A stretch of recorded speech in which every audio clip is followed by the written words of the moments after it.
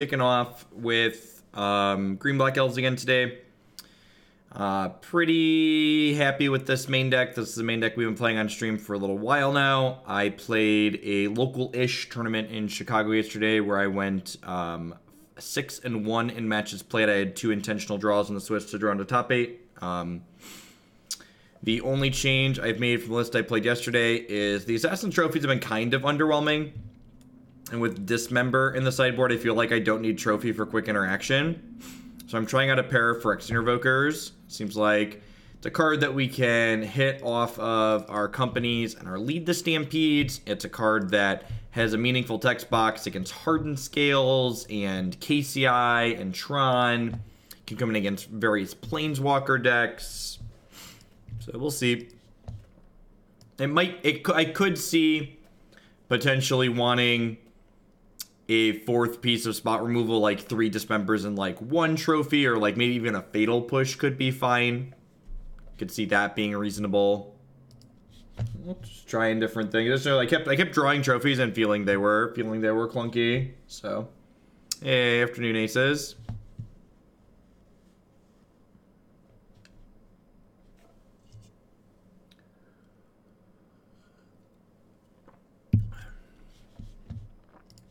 To play first.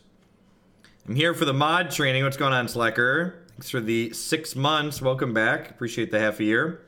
This hand's great. It's not amazing. This hand's fine. Any hand that's got like land mana dork in it is like a snap keep. So we'll go Gilt-Leaf Palace, show you an elf, play an elf.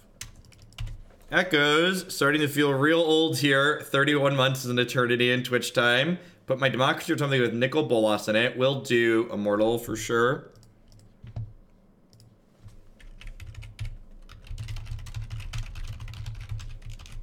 Isha, congrats on the NRG finish. Can my sub go towards Mono Black Banefire? 100%. Thank you for the support.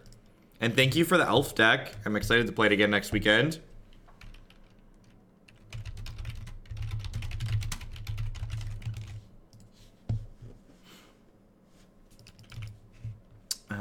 Breeding Pool, Sleight of Hand. The only deck that I'm aware of, I guess there's 2 decks this could be. They could be playing Jeskai Ascendancy combo. It could also be, some kind of Infect potentially.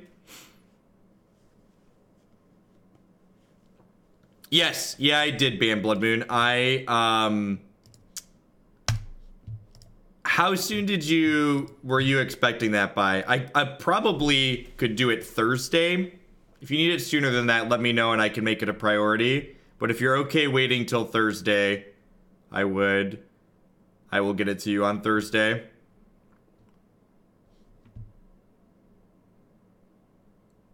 Scorch, thanks for the 10 months. Welcome back. I appreciate it. Well,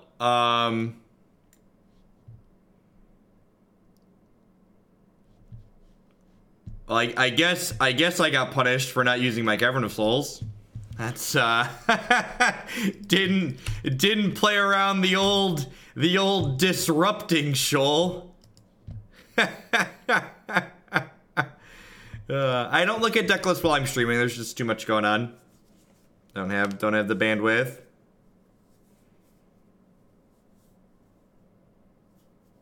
Yeah, fantastic. I'll ship it over on Thursday then. Ban Blood Moon.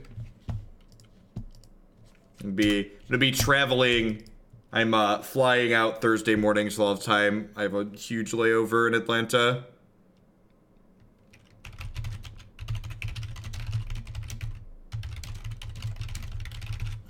So they're playing some kind of weird tempo deck. They exile a Curious Obsession. Maybe there's some kind of Delver deck. Yeah, Delver deck. Okay.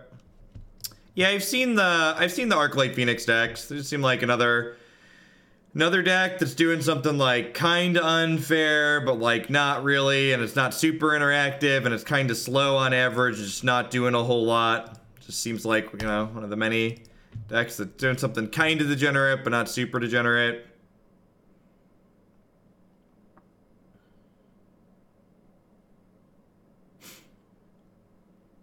Yeah, the local airport to me isn't that large, JW, so basically everything at the airport that I fly out of in Bloomington either connects through Chicago, Atlanta, or Dallas.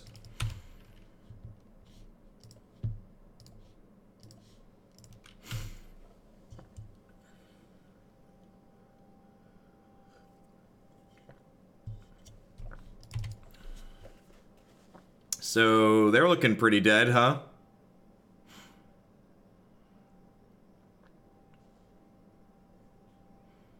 They didn't flip the Delver, so they can't really play defense accordingly. Even if they did, Shaman of the Pack's like a 3-2, right? Is driving to O'Hare faster for me? Nah. Driving to O'Hare means I have to spend 4 hours in the car, which is not good for... Well, that's really good for them. Huh. Alright, let's start with drawing a card here and see where we go from there. Going nowhere fast, apparently. Alright, let's do this on Elf. And I think I just jammed this into play. Let's drop some to 3. And then there's really no reason to attack here. Is there a reason to attack? Huh. I wonder... Yeah, I'm gonna wait a turn. Cheers, Elves. Here's to bumping humans up the list. Happy Sunday. Thank you, USCG. I appreciate the support. Happy to bump that up there. That should mean we get to that. I'm doing Modern today and tomorrow because Moto has downtime on Wednesday. Their Delvers did not flip again. Quality magic card.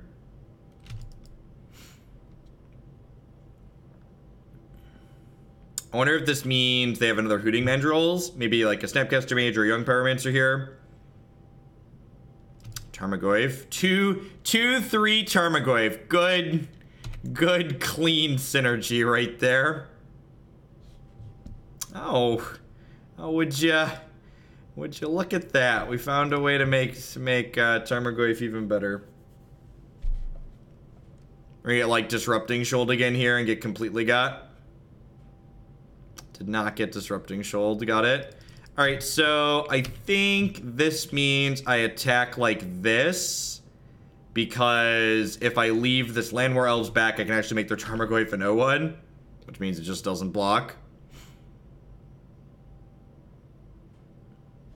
When building mana bases, how do you count filter lands? Is mana sources? More specifically, how do you count them for purposes? Usually I just count them as a single source because it's less complicated. Warcraft Nerdy, thank you for the 9-month resub. I appreciate that. Welcome back. Thanks for keeping me employed here. So I'm going to eat this Heritage Druid. The Tarmogoyf's going to shrink to a 1-2. These'll trade. This'll eat this. This'll eat this. This is going to turn into a 4-4, which means they can probably never kill it. And then it just has like infinite food left over. What's going on, King? Yeah, I try to get some different hours in the rotation, not consistently. My schedule for the next 2 weeks is going to be wacky because I'm going to be gone 5 days for the Invitational.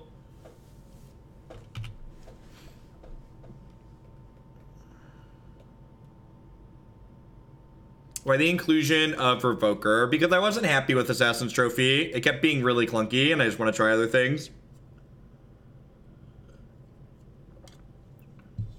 What helps you out more, donating bits or donating cash? Bits are cash, so basically the answer is just like whatever is easiest for you. The golden rule of being successful in doing like what I do is don't make it whatever's easiest for the people that want to send me dollary dues. Send me dollary dues that way. Not picky.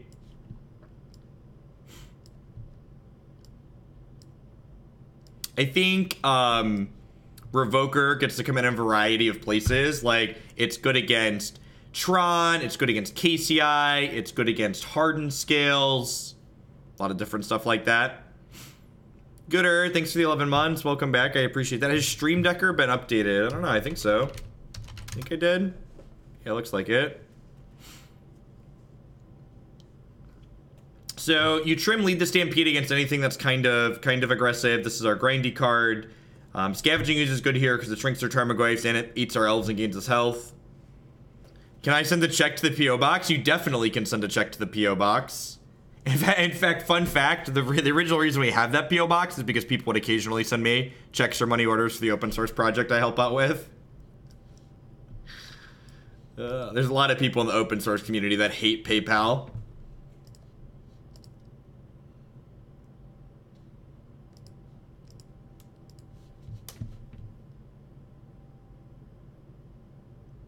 But as a millennial, do I know how to cash a check? My wife does. There's an app for that, Immortal Echoes. There's an app for that. I think I'm happy with this board plan. I think I prefer cutting Ezuri as opposed to Clancaller, because he's just going to die a whole lot. See, someone was 10-3 with Ipnu Rivulet. God bless. What is the difference between MTGO and MTGA meta? I have no idea. There is no meaningful way to diagnose or examine what metagames look like between the two applications in an objective manner.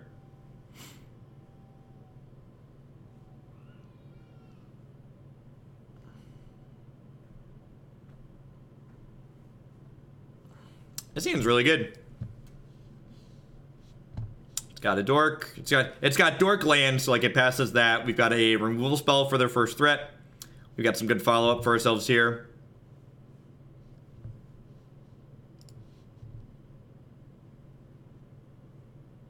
Opponent's mulligan 2/5.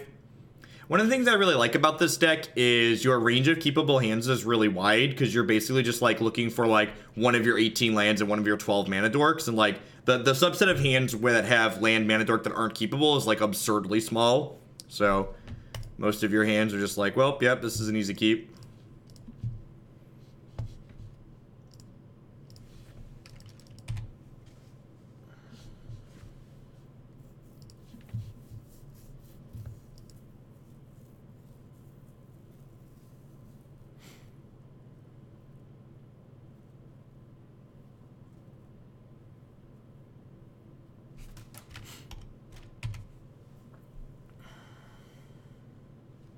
So if they play like a Tarmogoyf here or a Young Pyromancer, some kind of threat, we'll go Blooming Marsh, Elf, Dismember.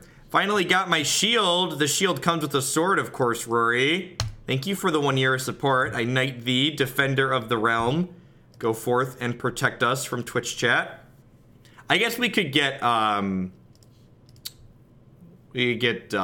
Disrupting Shoal here again, right? Just gonna go ahead and kill this now before they have like Spell Pierce or Stubborn Denial or something like that. Remember, just because your cards are instants doesn't mean you have to play them on their turn. One of the best piece of advices I can give to people.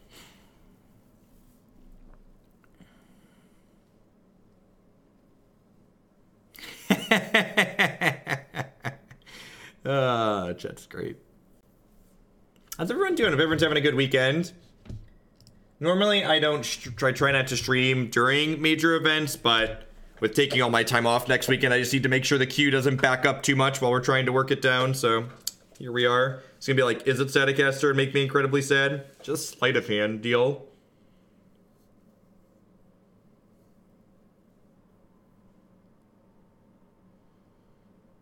So next turn, I can go land, Shaman of the Pack, tap Shaman plus 2 elves for 3, tap Llanowar Elves, cast Collected Company.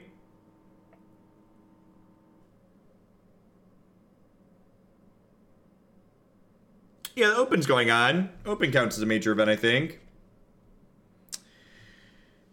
I think I'm supposed to get the Company guaranteed resolved. I could tap in a different way to like cast both Shamans this turn, but I think getting the Company and getting 2 elves out is more valuable.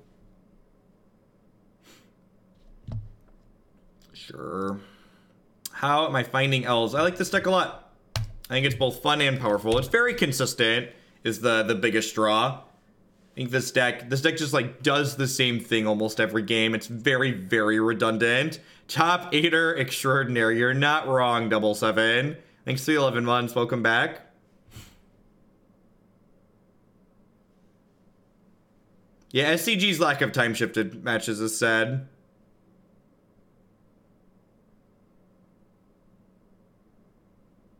It's a Delve threat. I think they're dead to just like Shaman attack, right? Shaman's gonna train them for 7 down to 4. Then they'll block 2 of my things and they'll take 4. I'll have you know I lost in the semifinals this weekend, Immortal. Thank you very much.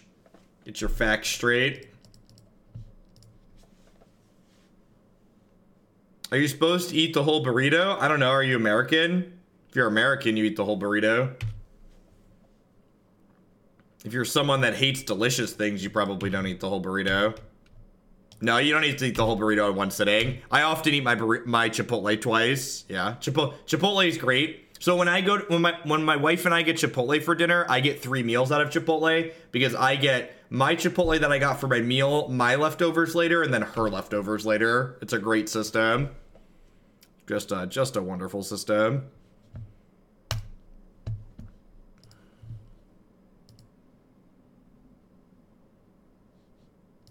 Also, here's a pro tip for all you Chipotle novices out there. You can ask for extra everything. They only charge you more for extra meat. And I don't eat meat, so I don't have that problem. And if you like a burrito with the tortilla on it, get a burrito bowl and get a tortilla on the side because you get more food in the bowl. You get more food in the bowl. They'll even give you 2 tortillas if you ask. Guac doesn't cost more money if you get a veggie bowl. Chubby Grunt, thanks for the 4 months. Welcome back. I appreciate it. If you are someone that doesn't like keeping one-landers, this is not the deck for you. This hand is just absurd with like lands 2/3, so we're going to keep it.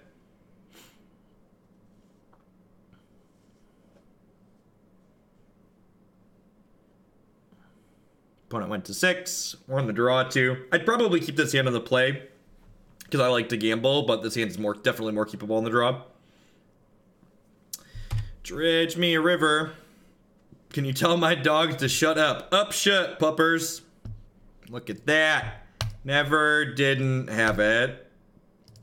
Never didn't have it. All right, so the Dredge matchup is how fast do they find Conflagrate versus how fast do we do our thing. So if they don't find Conflagrate till turn 4, if we get a turn with Archdruid active, we should be in a good spot. But if we don't get a turn with Archdruid active, we're going to be in a bad way.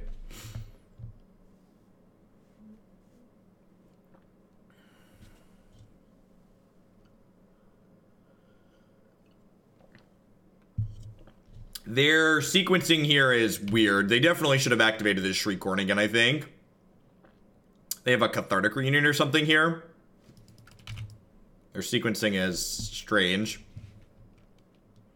Yeah, Training Rat is Training Grounds Pack Rat. You can find links to upcoming deck lists in the deck queue on my website as always. Do you have any intention of doing the standard energy, CT, and Blono in March? Yeah, definitely.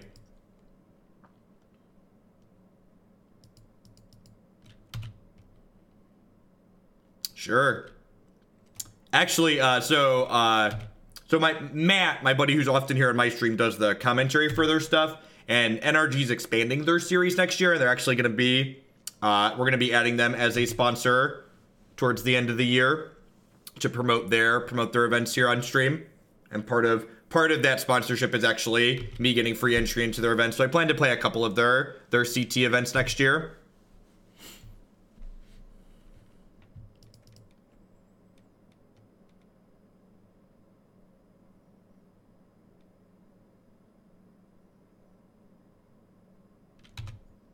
This is an okay start for them in terms of aggression, but again, like no Conflagrate, which is the big scary. Like our deck is real good at that. Energies, I mean, Channel Fireball doesn't exist in terms of individual tournament series. Like the only large independent tournament series in the United States is in anywhere is SCG.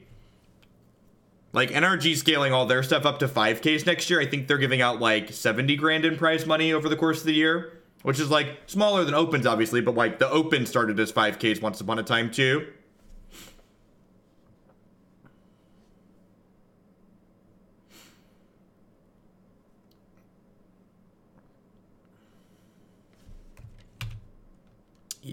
Yeah, their start is slow enough here. I don't know why they're not using these Shriekhorns aggressively. Maybe they're a new Dredge player.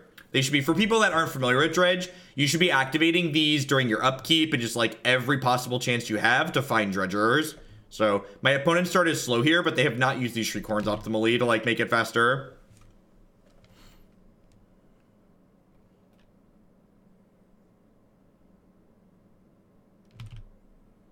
You suggested Mausoleum Secrets for that deck. Should I shave black cards from the stock list, or should I slotting in some toolbox targets as well? I wouldn't go crazy with toolbox targets. I think just like the black cards that you already have in the deck are like fine toolbox targets. Yeah, the NRG is a Midwest series. They're focused out of Chicago, and then they also go to Iowa and Indiana and Wisconsin.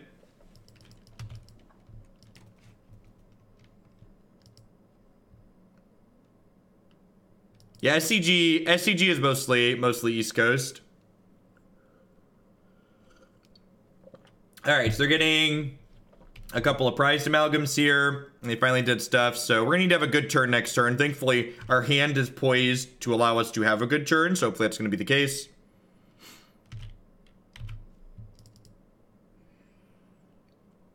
So we're going down to 11 here. They have 3 cards in hand.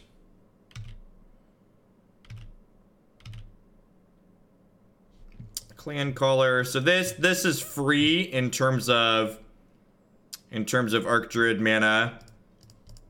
And then I can do this, and then I can do this, and then I want to do this now because I could hit a Heritage Druid. Let me cast more cards out of my hand. I guess if I would have sequenced a little bit better here, I could have put Scavenging Ooze into play and had it be active this turn. I think I'd actually rather put 2 elves into play here, and then next turn just plan to go like Clancaller, smash you. Is that the plan?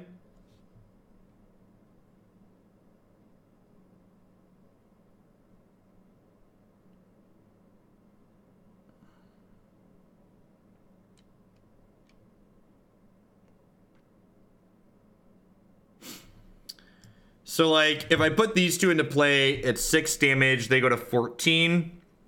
There's no guarantee that I hit the mana to play. Yeah, I'm just going to take the Scavenging Ooze. That's stupid. That's stupid not to. And we're going equally. Like, the people saying no go wide. Like, we're going wide regardless, chat. If I would have played... It's worth noting, if I would have played the Clancaller here instead of this Archdruid, I would have had a leftover green mana to activate the Scavenging Ooze, so maybe that was a reasonable consideration. Because, like, now they can dredge into Conflagrate, and then, like, yeah, be able to kill my Scavenging Ooze and some other stuff. So they can play a land down to 3 cards in hand, loam up to 5 cards, and then they can kill my Scavenging Ooze and my Archdruid with a Conflagrate here.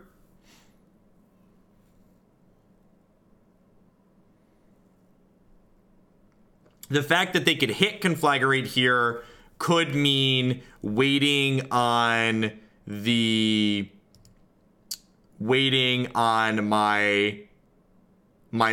collected company is actually correct. Like, there's the upside of hitting Scavenging Ooze, but there's also like real upside of hitting Heritage Druid.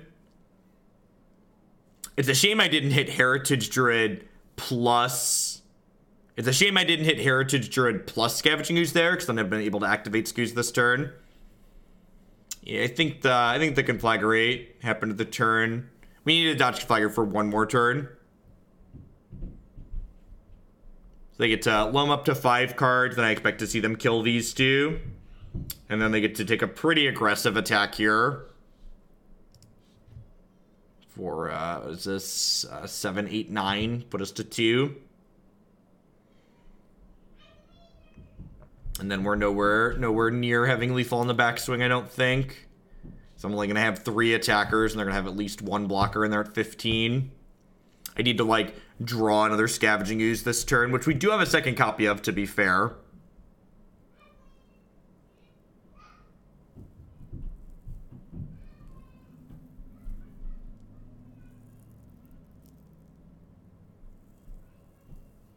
No, I don't think so, Hyder.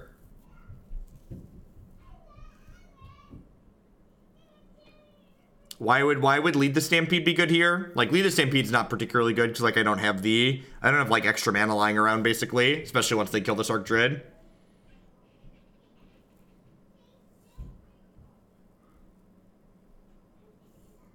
They could theoretically kill both our Archdruids here too, but like killing the Scavenging Ooze is almost certainly smarter. I lost in top 4 of the tournament I played yesterday.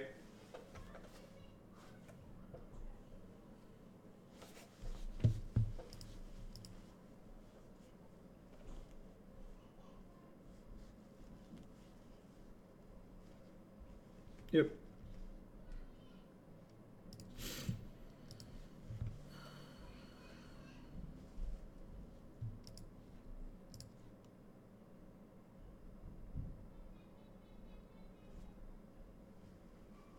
Yeah, if you watch, I was on camera a couple of times, including the match that I lost.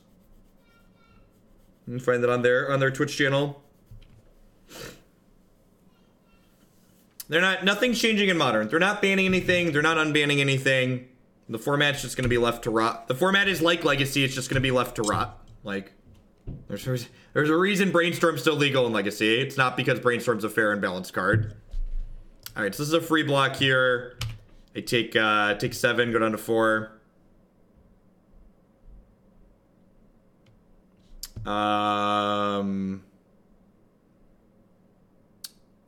These two make these into 4s, which still isn't lethal, right? They block here, and they take 12 and go to 2, and then I die in the air. I guess I'm not dead in the air, huh? I'm dead to a land drop, though. Now I'm gonna have blockers. I'm dead to Conflagrate, right? Yeah, they get to Dredge Loam and then Conflagrate me for 3. Alright. Just making sure that I was dead on board. I believe NRG reposts their stuff to their YouTube, Gara. J-Rod, thanks for the 5-month resub. I appreciate that. Welcome back. And you can go watch they have VODs enabled on their channel. You can go watch the stuff from the NRG channel now. Was up there yesterday. Bring in a couple of surgicals. Any third Scavenging Ooze. Click submit. Again, anything that's not grindy, basically cut Lead the Stampede.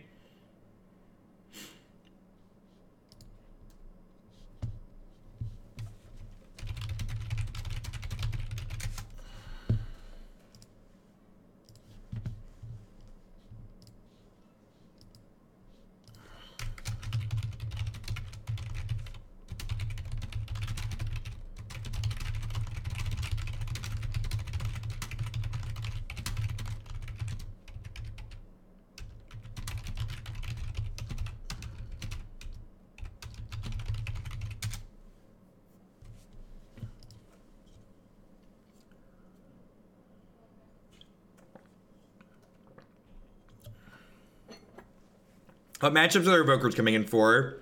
Hardened Scales, Tron, anything with Planeswalkers, Crockclaw Ironworks. Because remember, KCI is a mana ability, and Phyrexian Revoker can turn off mana abilities, so you can Revoker KCI and turn it off.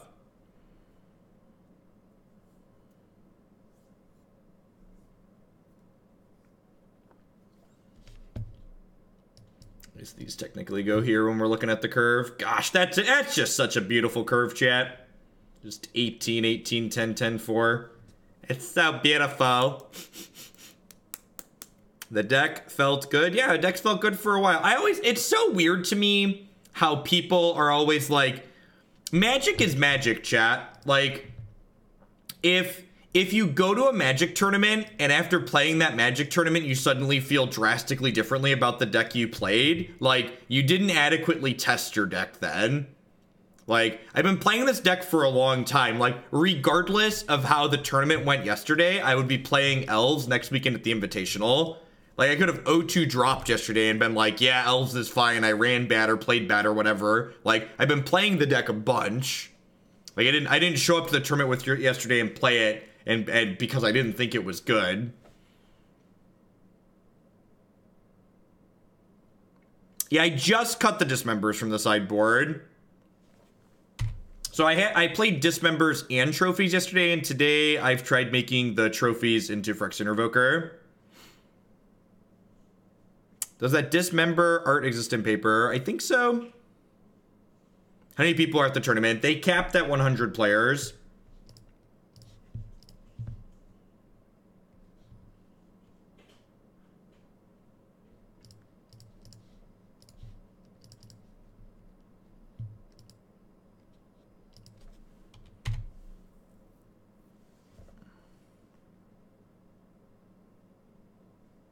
How do you like Jared in this deck? I don't know what that card is.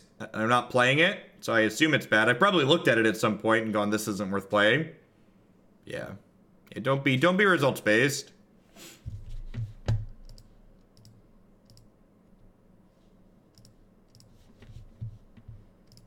I hope this renewed correctly. It did, Izzy the Mage. Thanks for the 6 months. I appreciate the half a year. Welcome back. Oh, do they not have another land? They didn't dredge for the turn, so that means they must not have a second land, right?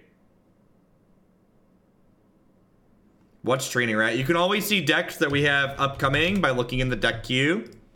We try to stay pretty organized on this channel. I'm going to collect a company now because we could hit Heritage Druid or Scavenging Ooze. Either of those are good. I have used the Elves of Deep Shadow rather than the Elvish Mystic to cast this because if I hit a Scavenging Ooze here, I want green mana left up rather than black mana. You scoos, you lose, chat. You scoos, you lose. Alright, are we done here? This is my sideboard card. It's technically my main deck card too, but like, come on now. Yeah, Arena's been a lot of fun. Arena's been a lot of fun. Did the stupid extension disable itself? I don't know why it did that. I explicitly activated it before the stream. The stupid Stream Decker's alive now. Thank you for that heads up. That's what someone else must have asked earlier. They asked if Stream Decker was working. I was like, it's updated. You might have to refresh for it to appear on the overlay. The Deckmaster extension for Arena, I just leave it running in the background, and this thing randomly disables Stream Decker because it doesn't like it for whatever reason.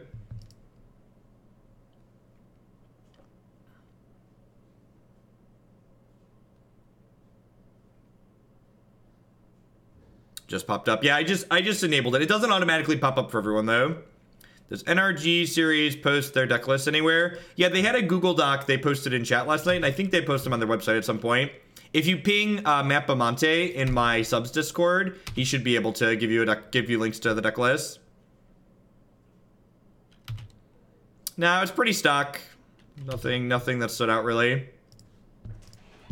Hey, what's going on, Kanames? Thanks for the half a year. Welcome back. I appreciate it. I'm like, oh, that's an Archdruid. I was gonna say there's like no reason for me to not just like hammer my scoozes. Yeah, like I've untapped with like 5 mana with a Scavenging Ooze. We're done here, Dredge player. God bless.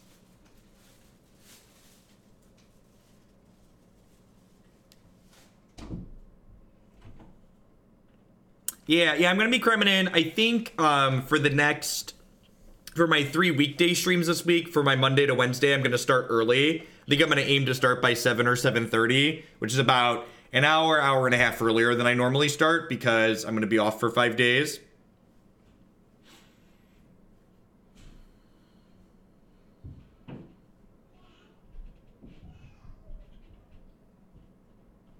Yes, definitely, Mage. Haven't boarded a Revoker in. I did not play against any Ponza players. So, like, obviously Scavenging Ooze is good in this matchup, right?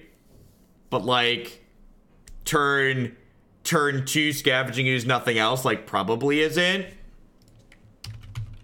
Details for getting into the Discord are here.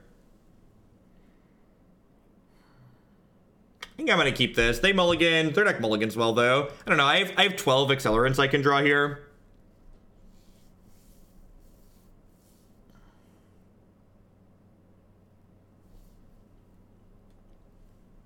What am I going to do without content free Friday? Well, Gara, you have a boot next to your name there, which means you've only been subbed for 5 months or less, which probably means there is a bunch of modern content on my YouTube that you haven't watched before. So I would definitely recommend checking out some of the backlog. Look at that. Never didn't have it. You just You just gotta believe, chat. What's going on, Hughes? Thanks for the 4-month resub. I appreciate that. Welcome back. Thanks for keeping me employed here. I don't know. Our opponents like used their Shriek Horns at like really weird times throughout this entire thing. Wow, that was just like the actual. Do they have a land here? If they have a land, that was actually the perfects on the Shriek Horn. So like they waited on their. Might die anyways. Might die anyways. That's true. It does. You do. If you dive back into the 2017 era, you're going to find children. Most of 2018 is child-free, though, which is a lot of content at this point, to be fair. Man, I think I might... Do I Ezuri here? There's no way I Ezuri here, right? Yeah, I'm just going to play the Scavenging Ooze.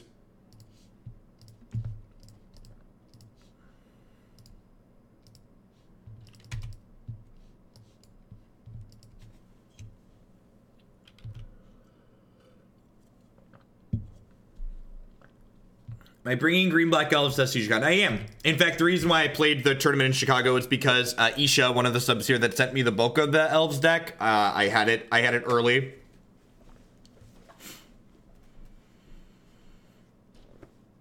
Okay, fair, Gara. Fair. Genesis, I've been around longer than 4 months. I've been consuming content here, and you've ended up saving my serious bit of return. Well, thanks for the 4 months. I appreciate that. Welcome back.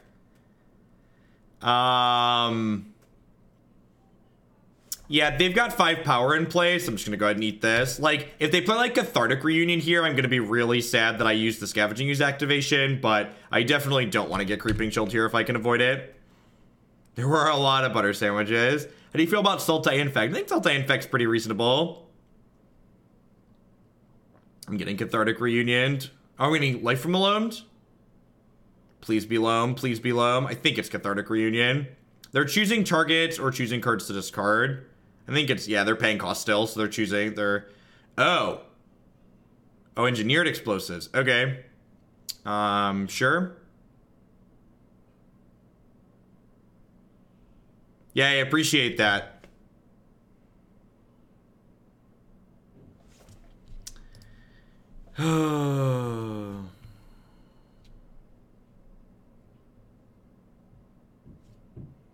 In celebration of my new sword, I've buffed up the subscription to offset forging costs, but with all the new gear. What's going on, Talrin? Thank you very much for the tier 3 sub. I appreciate that. Welcome. Thanks for all the content. I'll never give up losing with blue-white control. What's going on, Tris? Thanks for the 4 months. Welcome back.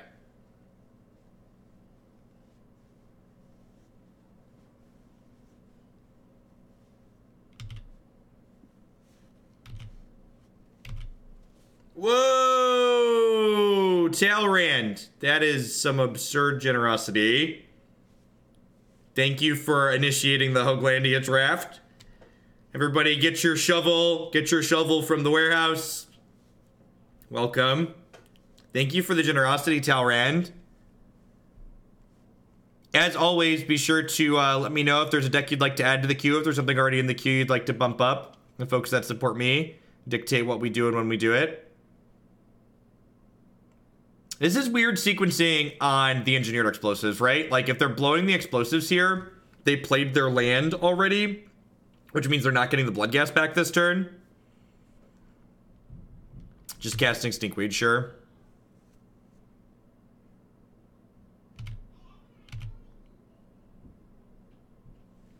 So, I'm gonna go ahead and cast... So, this Collected Company's a little bit awkward, right? Because, like, I can't get 2 mana elves off of it. I can, however, get Shaman of the Pax off of it.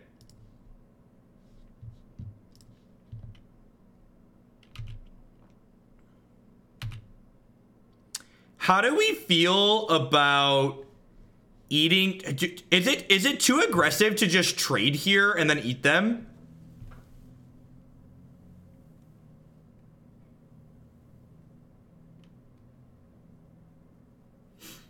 They're at 11. I could also just, like, Yeah, I don't know. I don't know that I like trading. So, like, I could also just, like, play Ezuri next turn and attack and, like, regenerate the one that they block with Stinkweed Imp. Yeah, I am kind of winning the race, right? Yeah, I think I'm just winning the race at the moment. Hey, Ants, thanks for the brand new tier 1 sub. I appreciate that. Welcome. Welcome, everybody. Hope everyone's having a good Sunday afternoon or evening, wherever you're at. Yeah, it's probably Monday in some parts of the world already. I think I'm just going to go to 10 here. They don't have a whole lot going on. Man, milling that over is aggressive. Can I throw all of it? All standard, pirates, redback goblins, in the queue, all at 30. Yes, definitely, Talrand. 10 out of 10. I appreciate it. Pirates, Jund, dinos, and red-white goblins. Well, I really appreciate it. And thanks for picking sweet decks to bump up. We're going to be, I'm planning to probably play Pirates every day we play Standard this week. I just need to get a lot of repetitions in with it. I've got a lot of reps with Elves in because it's a deck we've been playing for a long time on the stream. But Pirates I definitely have less in with at the moment. So I'm going to choose Elf here. I'm going to go ahead and play this Ezuri out. I'm going to go ahead and smash for 6 here. I'm not going to attack with this because I don't want this trade here.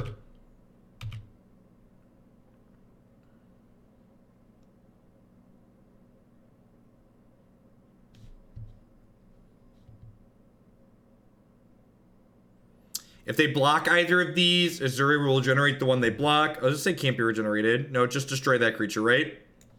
No, there's no reason to block the Thug now because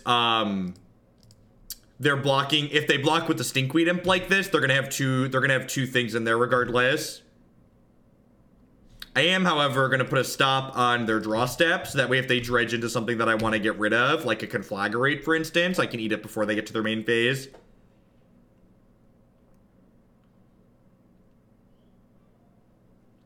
Or Creeping Chill. Let's get rid of that one.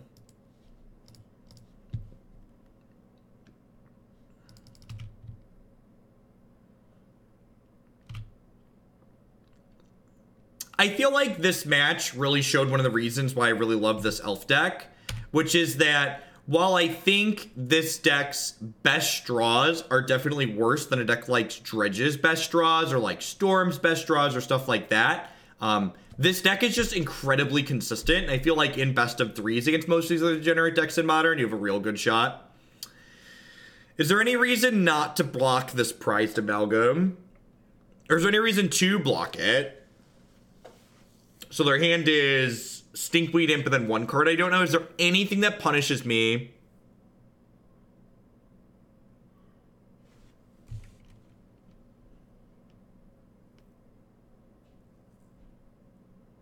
Nah, I'm just gonna take the hit. There's nothing that does 5 here. Oh my gosh. I did punt. This is, and I saw it as soon as I clicked through it. So there is a Faithless Looting in here. And by not blocking here, I'm giving them the option to dredge into double Creeping Chill. They have 2 dredgers in here. So by not blocking, they can hit double chill and kill me, which is their only out. So they should do that. Because otherwise they're dead to the Ezuri. So I definitely should throw this away here. Not close. This should hop in front of this because it can die to this anyways.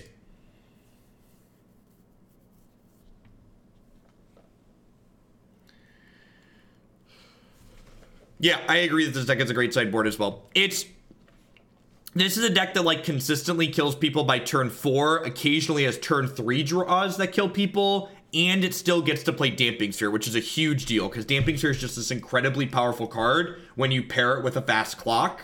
The problem is a lot of the decks that have a fast clock in Modern get slowed down by Damping Sphere, and this one really doesn't in a meaningful way. So they're dead. Okay, so they missed the line. I missed the block, thinking about double Creeping Chill. They're just dead to the Ezuri activation here, though, with this play.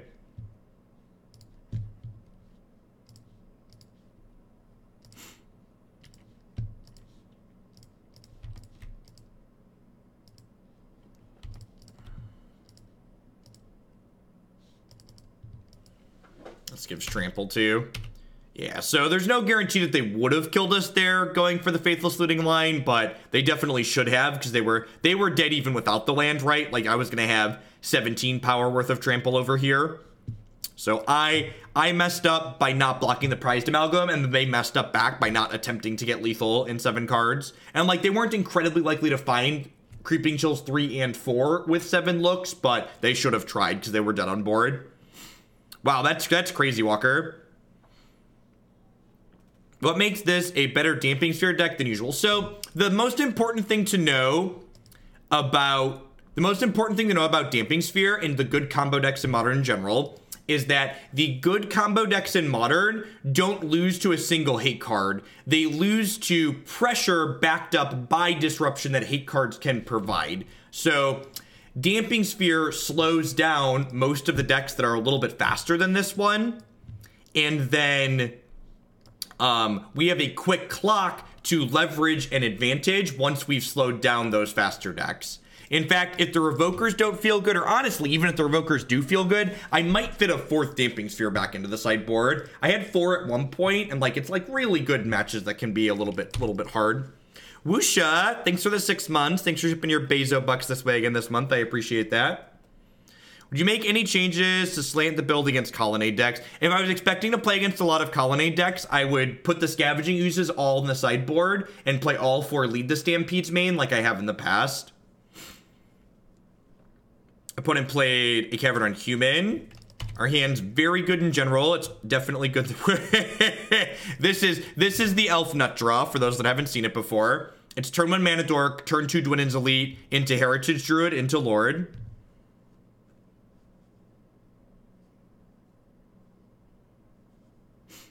Anyone with knowledge of Twitch badges and upgrading your sub before it's time, will I still go to 12 months when my tier 1 overflows? I believe so, Talrand. In fact, a lot of the time the Twitch badges, they roll up for people before their renewal even comes up, because it's just an internal counter. Yeah, that's true. I did this a couple of times yesterday. Tino, thanks for the 11 months with the tier 2 resub. I appreciate that.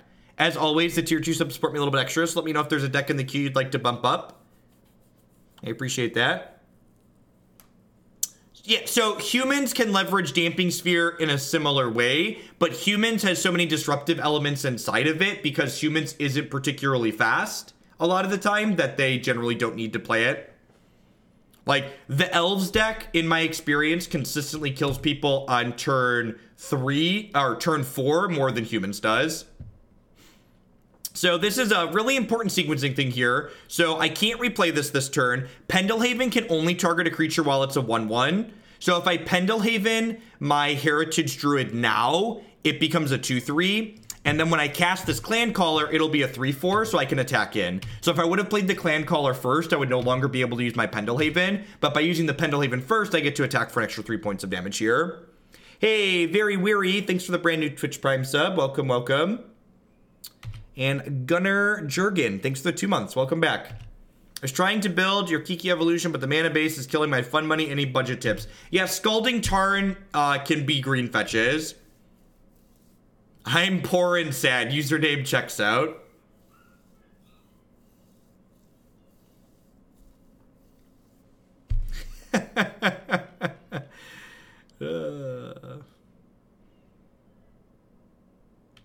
Sure. In my experience, so Humans is actually the matchup that I lost in the semifinals last night. The Humans matchup is generally a little bit favorable for Elves. However, it's not unlosable. This matchup often comes down to boards being stalled, and then the games that you lose in this matchup happen to work like the one that I lost yesterday in Game 3, which are you either stumble on lands or your opponent goes over the top with a bunch of Mantis Riders. So double Reflector Mage here is like their best interaction for us, Game 1. And then there's no reason to run the Pendelhaven thing back here, because I'd rather just like play the Archdruid and pass. And again, I can't replay this because of Reflector Mage's rules text. Watched several videos of you playing Stasis. Anyone tried to play Turbo Stasis before? I don't really take Legacy donation decks anymore. Usually when we take Legacy donation decks, they're for very large donations, like $50 to $100. Because Legacy content's just not particularly popular.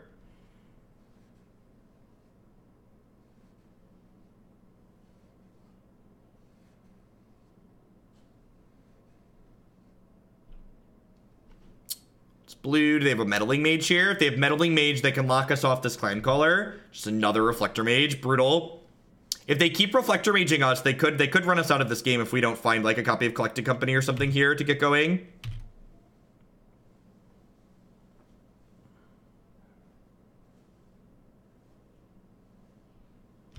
Man, look at all those good Magic players in the top 8. But remember, Modern is all variants, and you can't do anything to improve your game. I miss a month, I'm a resub. Will I have my boots next month when I sub or no? Actually, you will. So, Twitch is actually changing how their sub stuff is handled in January. And starting in January, subs will be counted based on, your total time sub, not time in a row. What's going on, Grapple? So there'll be a bunch of people, because I took a break from streaming Magic for a year forever ago, so there are people that were sub before that that'll like jump up in levels or icons or whatever you want to call it. I think I just take 5 here. There's no reason to get super defensive. Yeah, we've drawn a lot of lands this game, but we're not out of it yet. The opponent has no cards left in their hand, so like we can just like draw some spells. We'll be in a good way here. And like, honestly, even without drawing more spells, like, if they just, like, keep drawing, like, mediocre stuff, like, I'm gonna start activating Clancaller next turn, which is pretty good for us. Will they backtrack subs that have expired? No, they'll backtrack, I believe. Yeah, like, they've triple Reflector Mage just to slow us down, and we haven't really drawn many spells this game. And we're still kind of in a good position here. You just noticed you have Devoted Druid on the no-fly list. Could you articulate why? It's miserable to click through on Magic Online, is the reason. So I'm going to chump block this time, I think, because I don't want to die to Mantis Rider in the air. Because Mantis Rider is going to attack for 6 at this point. This has Summoning Sickness, so we can't activate it this turn. Scavenging Ooze. Yep. So I do this. I tap these 3 for 3, and then I have 1, 2, 3 more, so I can activate Clancaller this turn. I, however, can't activate Clancaller if I cast Scavenging Ooze, so I'm going to wait a turn to play Scavenging Ooze. And then Archdruid, if Archdruid sticks around, is going to make it so we get all 4 Clancallers into play very quickly. Like, as early as next turn even, I think. We're 2-0 in this league so far. Here's the Mantis Rider, so I'm glad I played around that a little bit. This Mantis Rider has us dead in 3 in the air because of the triple Exalted.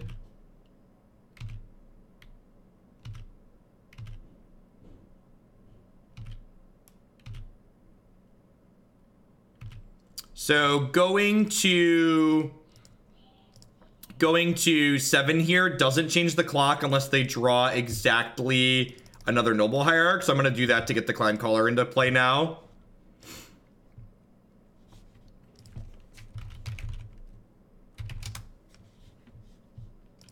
I think Pendelhaven's great, and I would never cut it. It's just one of those things that like helps you. It helps you with your consistency. Oh, that's true. Lieutenant also kills us. It's a good one to point out.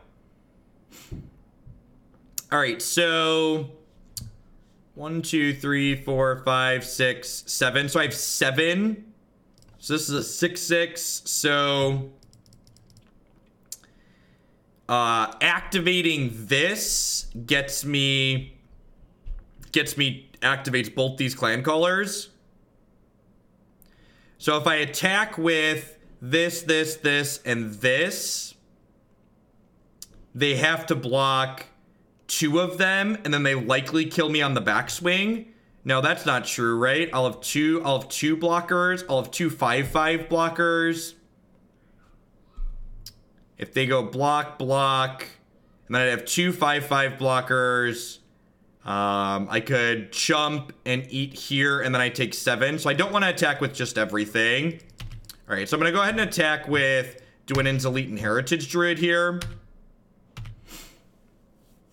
Be a little conservative here.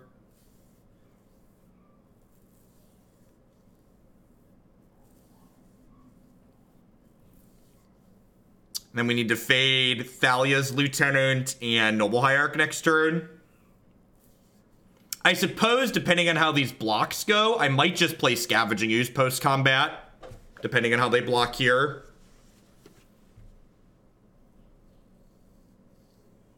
Phantasmal Image. Oh yeah, Phantasmal Image copies Noble Hierarch. That's true. Yeah, there's a lot of roads that lead to us dying. Maybe I shouldn't have taken the point of damage at the end of turn there. You definitely have a lot of cards that kill us now that I'm thinking about it. Maybe I'm only supposed to attack with Dwynen's Elite here.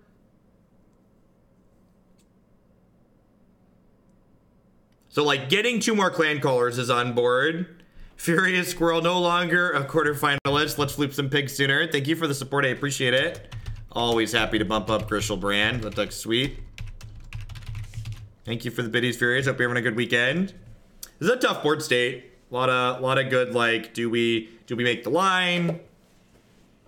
Yeah, Scooz can potentially save us here, which is probably right.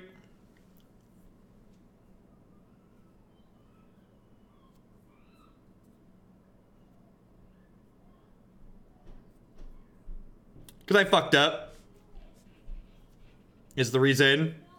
I made a mistake.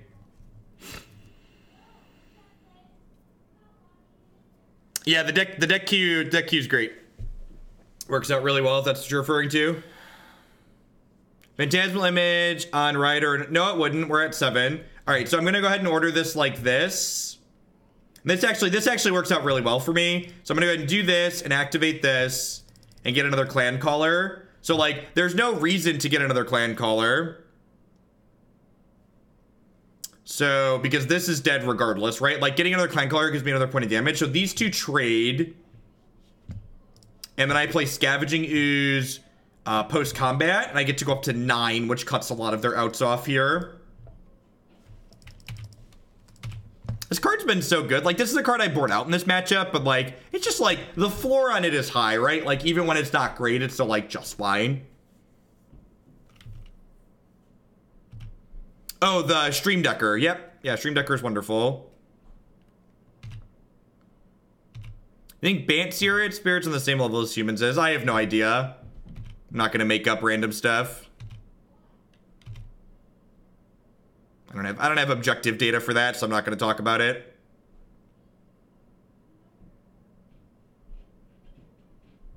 So next turn, I'm going to force a lot of chump blocks. The question is, do I force enough to let Scavenging Ooze get me out of this? I think so. Yeah, Shaman and company, obviously, like, often lethal. Alright, so I drew the land. All their stuff is tiny.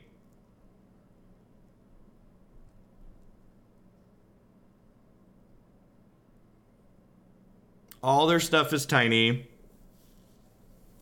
Should I get the Clan Caller there rather than... Oh, you know what? I think you're right, right? I could have tapped this, this, and this. Yeah, I totally could have gotten a Clan Caller. That's another mistake. I was so focused on the Scavenging Ooze that I didn't count that. So, I mean...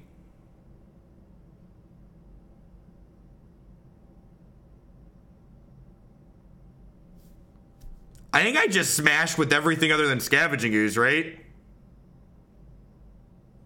And then, like, whatever shakes out at the end, Scavenging Ooze gains 5 and we're ahead. Because, like, they have to block a minimum of 4 things here, which means at least 4 things are dying. They have to block 5 things, right? They have to block 5 things, so 5 things are dying. Yeah, Jekyll Girl. Keeps it more varied, right? Hold back a Clan Caller to activate. So if I hold back a Clancaller to activate, I guess they still have to block 5 things if I do that, right? Yeah, that's true. All right. I'm gonna attack. I'm gonna attack with 5. Oh, I messed up. Oh, I should have played this pre-combat. Nah, I'm just gonna attack with everything. I'm just gonna attack with everything. I'm just gonna attack with everything. I don't want Scooze to die because it's gonna gain me life. I should have gotten the Clancaller at end of turn, but we're here now, so let's just like do our thing. Let them. We're not blocking. Let them figure it out. If they don't figure it out properly, Moto will let them know by killing them.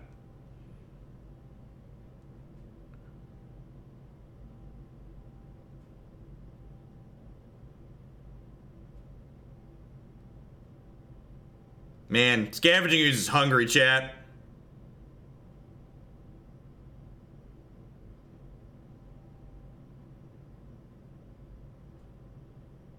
Yeah, they're probably dead regardless here, but they'd be very dead if I would have gotten the Clancaller. How do you add basic lands to your deck in Arena? There's a special tab that you have to click in. There's a special thing on the filters that you have to click into.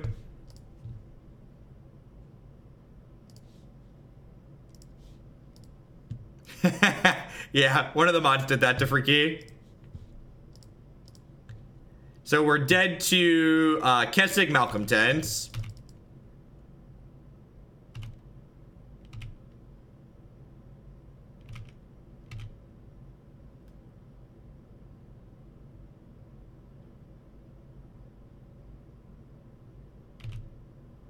All right, dead on board. It's gonna name like Abandoned Hope or something funny.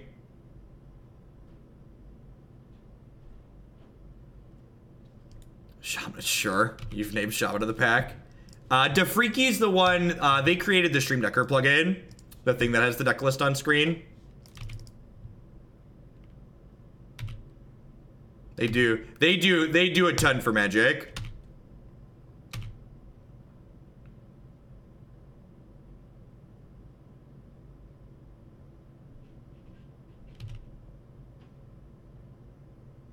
Survey says negative 40.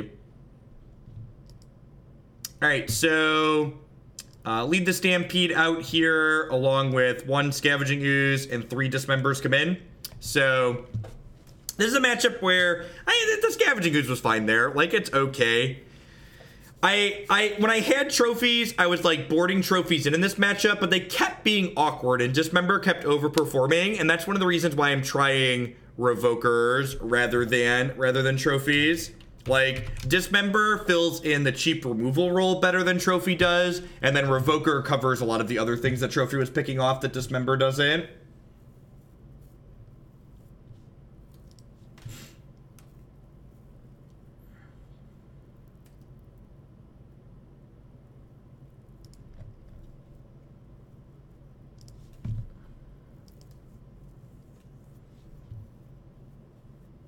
Yeah, the fact that Revoker is redundancy off of your companies and Lead the Stampede is also great. Also, like, look at this deck, right? Like, this is my favorite collected company deck because there's 35 creatures in it. You almost always hit 2 things.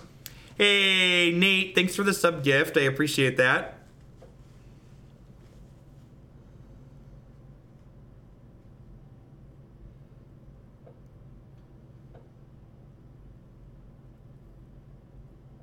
I appreciate the support, Walker. Yeah, I think this deck, like I said, as someone who's played a lot of modern decks, I think this archetype hits a really good overlap between killing by turn 4 and being really redundant and consistent.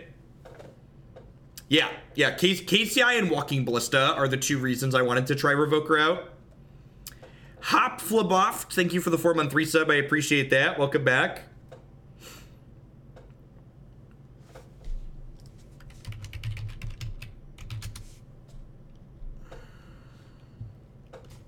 Ah, the Hearthstone hand. All the Hearthstone hands look great, right? And actually, this one's extra good because, like, this is our nut draw. No joke, if, like, this hand had like these 4 cards and 2 random other non-land cards, we were at 6 on the draw with a scry, I would keep this, but obviously at 7 without a scry we can't. Is this hand good enough to keep with a scry on the draw? Probably not. Probably not.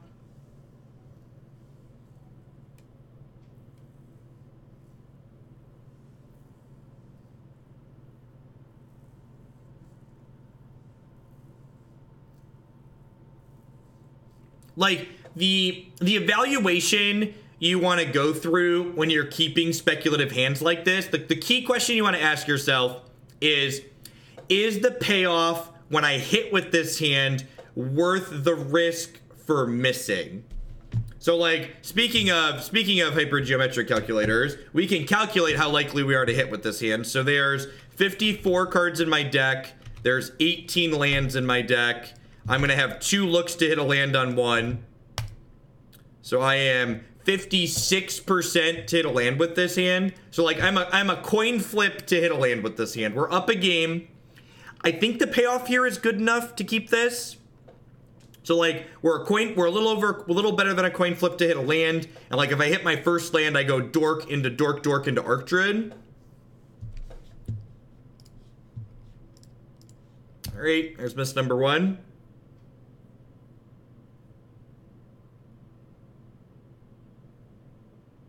It's fine. It's why we play best of 3, chat. And, like, the question you want to ask yourself when you're keeping a hand like this is, so, like, I'm approximately 56% to hit with this hand on that land. And if I hit the land, I'm probably pretty decently favored to win. So the comparison that you want to make, and I don't have a good metric for this is something you're just going to go with your gut instinct. The question you want to ask is, do I think my average 5-card hand is better than 56% to win this match on the draw? That's the comparison you need to do. You need to go, okay, how does my average 5-card hand compare? I did include the scry. So the scry, if you want to, I closed the calculator already. So we're dead.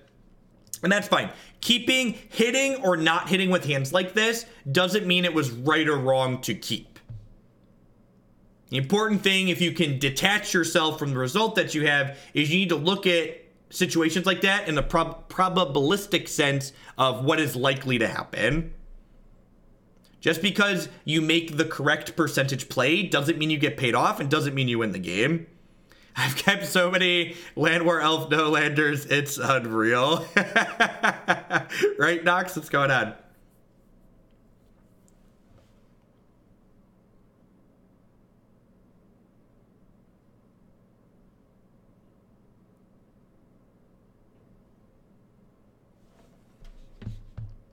I think on the draw with the scry, and, like, again, you shouldn't automatically keep mana dork no land, but, like, if the rest of your hand is functional hitting the first land, then it's probably okay to keep. How's Company in Modern at the moment? I actually really don't like the card collected Company in general in Modern, but in this deck specifically, your deck's so redundant, and this deck has so many creature hits in it, that I think it's usually fine. This hand might not be good enough. So the big drawback in this hand, and this is why I only play 1 Horizon Canopy, is Elves of Deep Shadow also hurts us, plus this Dismember is going to hurt us. So, like, they're an aggressive deck. So, like, we're going to deal a lot of damage to ourselves with the mana here. If we hit a second land on 2 and get to play Archdruid on 2, this hand's absurd, obviously. But if we don't do that, we might take enough damage from just playing our cards that we're not going to win.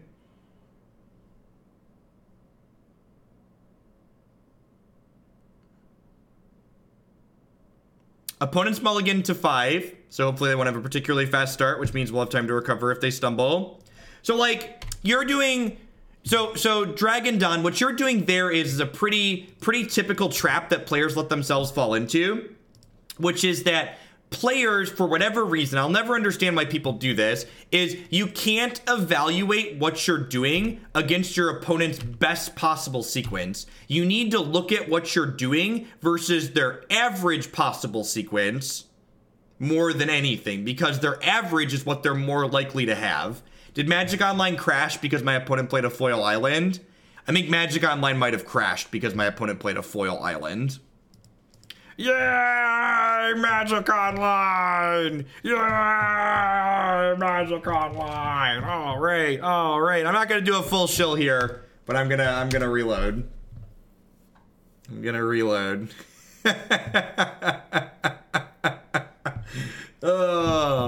Speaking of coin flips, I think Moto's about a coin flip to crash when someone plays a foil. And no, you can't fully disable foils. You can turn off the foil animation, but it doesn't help. I actually have the foil animation setting turned off. Please nerf foils too strong. Yeah, believe it or not, it crashes more often for me when I have foil animations on. So like turning it off makes it a coin flip rather than happening all the time.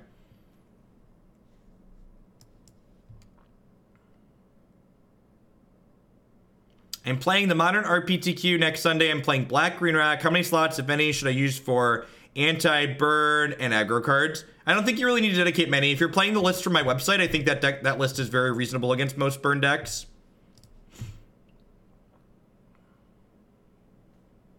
I do have facial hair again. I've got a little bit of neck beard going. I actually haven't shaved since I did the clean shave, so I gotta clean all this up before the Invitational next weekend.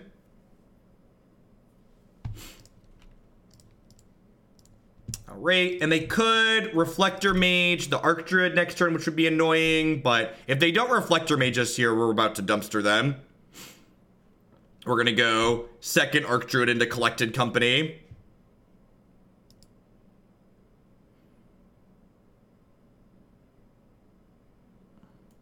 The Moto client's written in .NET.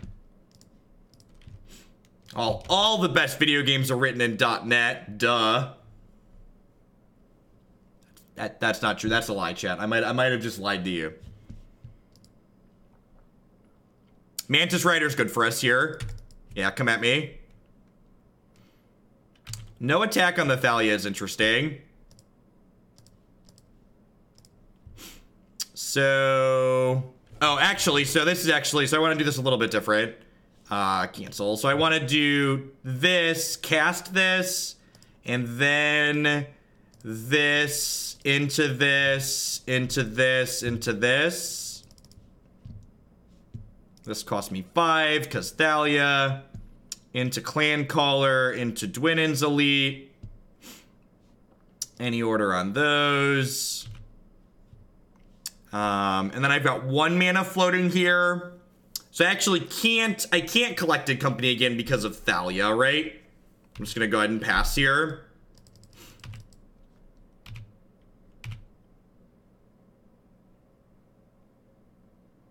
Oh, I have the Horizon Canopy.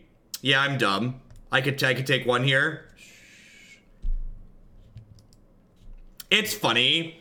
I had someone ask me about like playing paper events versus streaming, and the best way I can describe paper events as someone who's streamed a lot is that when I play paper Magic, it's very quiet in comparison, which is a funny comparison in a lot of ways because Magic tournaments are much louder than my basement.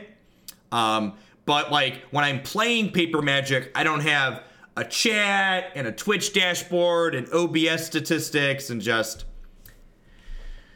All right, well, this is really good for us. So let's go ahead and activate the old Heritage Druid and which member this one.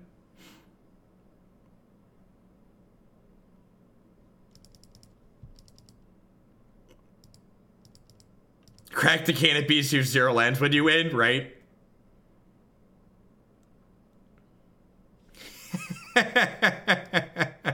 Got him. I mean, if I would have companied, I still could have done that, because I likely would have hit 2 elves off the company. Do you ever find yourself speaking out loud when you're playing offline? Nah.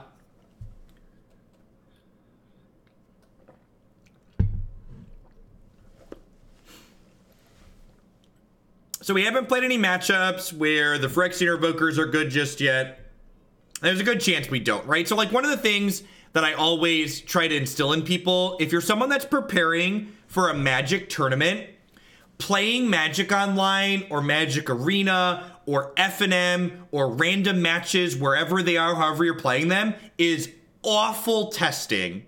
If your goal is to actually test cards for matches of Magic, the correct way to test, in my opinion, is to sit down with another Magic player and proxy a bunch of decks or have a bunch of actual decks and play the matches that you actually care about over and over and over again. Queuing up here is fun, and like playing Magic is fun. That's why I play Magic Online and Arena. But this is not good testing. Like, there's a good chance I just never board in Phyrexian Revoker and have no idea still if I like it or not after playing 5 matches here. Whereas if I sat down, you know, with Matt or someone else that I know is a reasonable Magic player, and we like played against KCI and played against Tron and like actually got to see the card in action, that would be a more meaningful use of my time.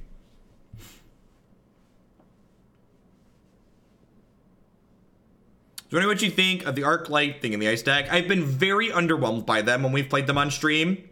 It just feels like another linear deck in Modern that's not quite fast enough compared to a lot of the other linear decks. Oh, Yaku, thanks for the 3-month resub. Sorry, I was mid-rant. Where was your message? Make these little green men kill the filthy humans. What's going on? Tier 2 resub 2. I'm sorry, Yaku. Thank you for the support. Let me know if there's a deck you'd like to bump in the queue. Tier 2 subs get to do that every month.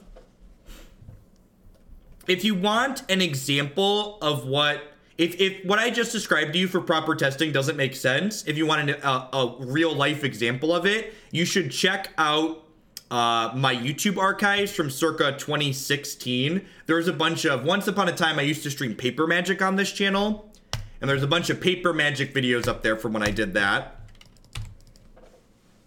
Can you help build my confidence? Getting anger to the god or wrath makes me want to throw my elf deck across the room, and I feel like every deck can beat any deck, but it seems like elves is a hard time versus UI control, escape shift, and board sweepers. Is it just a brace? So, in my experience, what's going on, Amaril? Thanks for the 10 months. Welcome back. In my experience, the blue-white matchup is actually really good for the elf deck, assuming the opponent doesn't hit Terminus early. And at the event I played yesterday, I actually killed my Valakut Titan opponent after they turned 3 Sweltering Suns to me. Was great. And like, obviously that's not going to happen every game, but it's going to happen some of the games. Would I consider playing Artifact again? Yeah, at some point. The game seems fun. It's just like the content for Artifact's not super popular. Okay, sweet. This is a matchup. This is a matchup where Phyrexian Revoker will hopefully be good. I'm not quite sure what Stomping Ground, Basic Forest, Walking Ballista means, but we'll probably... Oh, it's some kind of Devoted Druid deck, right? This is a Devoted Druid deck. Mono Green Elves in Standard, got it.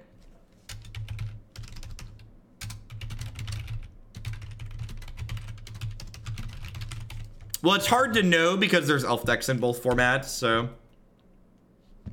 Dwynen's Elite is a wonderful draw here.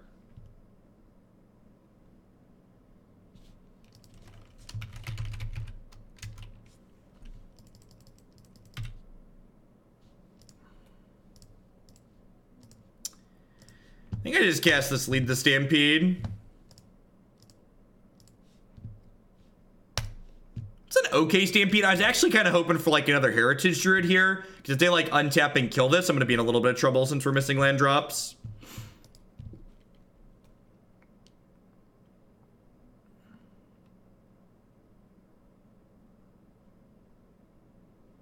Yep, yeah, 1,000 bits is $10. So 1,000 bits lets you add a deck to the queue as a sub, so long as you've submitted through my queue.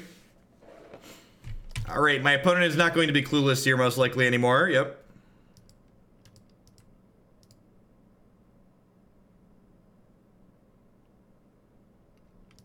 How does playing Ezuri help with them not killing Heritage Druid? I must be missing something.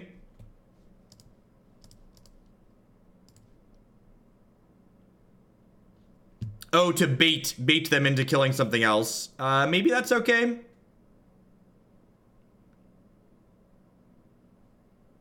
I just waited too long. is what happened to the stretch goal.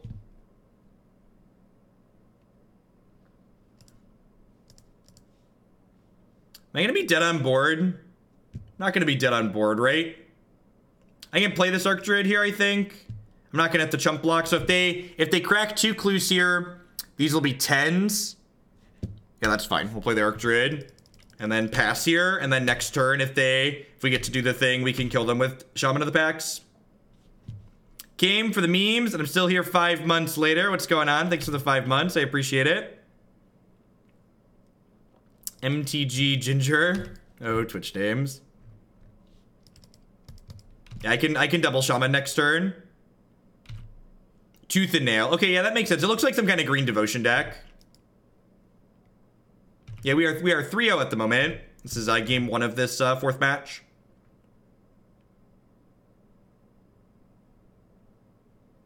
Glad I can watch something decent while playing. What's going on, Jared? Thanks for the 2 months. I appreciate it. Welcome, welcome. Thanks for keeping me employed here. Covert. If you want to submit a deck, you want to fill out the Google form on my website here. If I've already sent you an email approving a deck that you submitted, you're welcome to just cheer bits for it or donate for it. Yeah, I don't know what their deck is doing exactly. I guess Phyrexian Revoker turns off Arbor Elf and Walking Ballista, so like this is probably fine. Because I don't do it and watch you said, do your homework, it's important.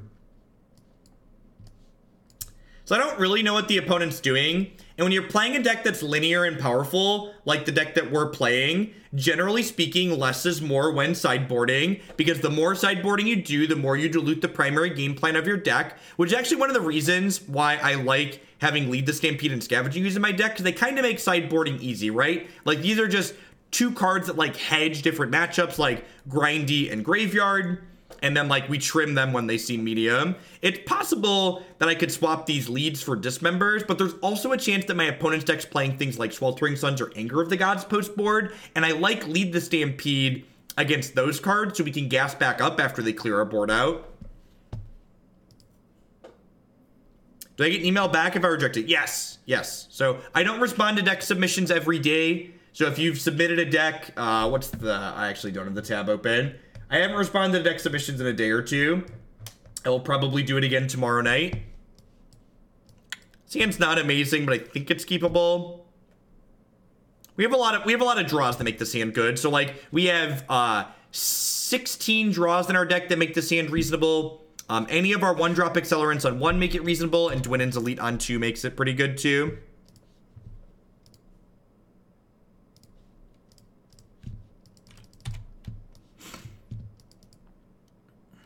We're back to 10. Yes, yep. The standard deck is unslowed. The modern queue is still slowed, probably until I get back from the Invitational. Maybe a little longer. I want to get down to 20 decks in the modern queue before I unslow it. It's a lot of mana. Yep. Okay. Okay. Okay. Probably didn't matter how slow our hand was. Probably didn't matter how slow our hand was. Hey, look, that was one of those cards that I said made our hand good. If they have Tooth and Nail, we're dead next turn.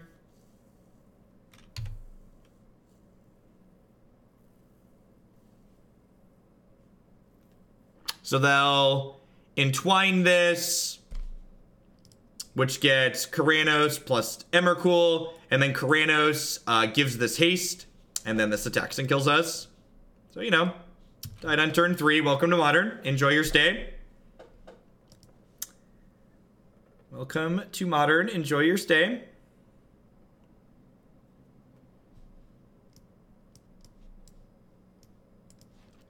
I'll bring in a couple of Dismembers. Maybe I should have done that. We didn't draw Lead the Stampede anyway, so it didn't matter, but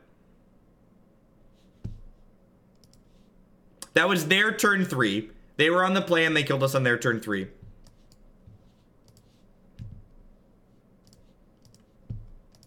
Nah, I don't think Rex Sage is good enough on average.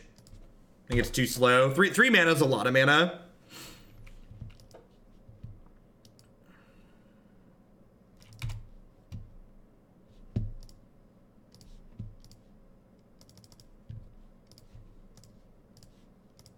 This is much better than Lead the Stampede here.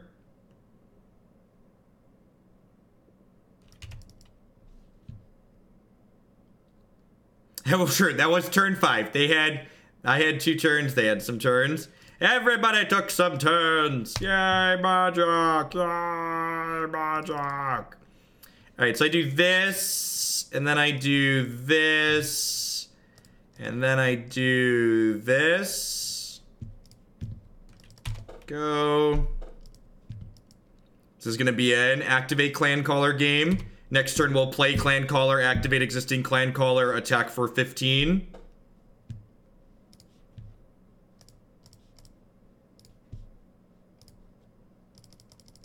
So because attacking for 15 isn't lethal anyways, am I supposed to draw a card here? I think I'm supposed to draw a card here, because like there's like collected companies that kill them. So I can still activate Clancaller by tapping Llanowar Elves. Yeah, I think that's the line.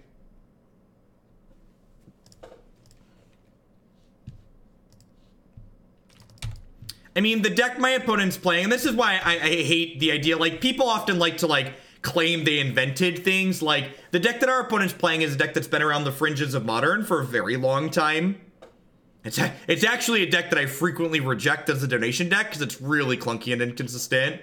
Like, we got killed on turn 3 last game, but that is, like, the very upper echelon of the percentages of their hand, which is, again, like, those are the hands you lose to when playing this elf deck. This elf deck is incredibly consistent and kills on turn 3 to 4 very consistently, but the decks that occasionally blow you out on turn 3, you're going to die to a lot of the time. You just got to be okay with that.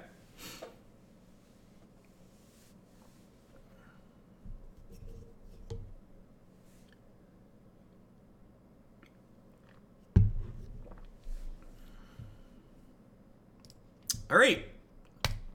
4-0 with elves. Onward, upward, backward, forward. How we doing, folks? Welcome. Good evening. My name is Jeff Hoagland. If you're new, welcome to the stream. If you're a returning viewer, welcome back. Glad I didn't scare you away. I stream full-time here on Twitch. I'm here 30, 40, 50 hours a week. We play basically nothing but constructed Magic on this channel. We play a ton of Modern here on Magic Online. We also play some Standard on Magic Arena. If you find yourself enjoying my stuff, please consider subscribing to my channel. I love what I'm able to do here, but the reason that I'm able to have this be my job and I'm able to be here as often as I am is because of all my wonderful subs out there.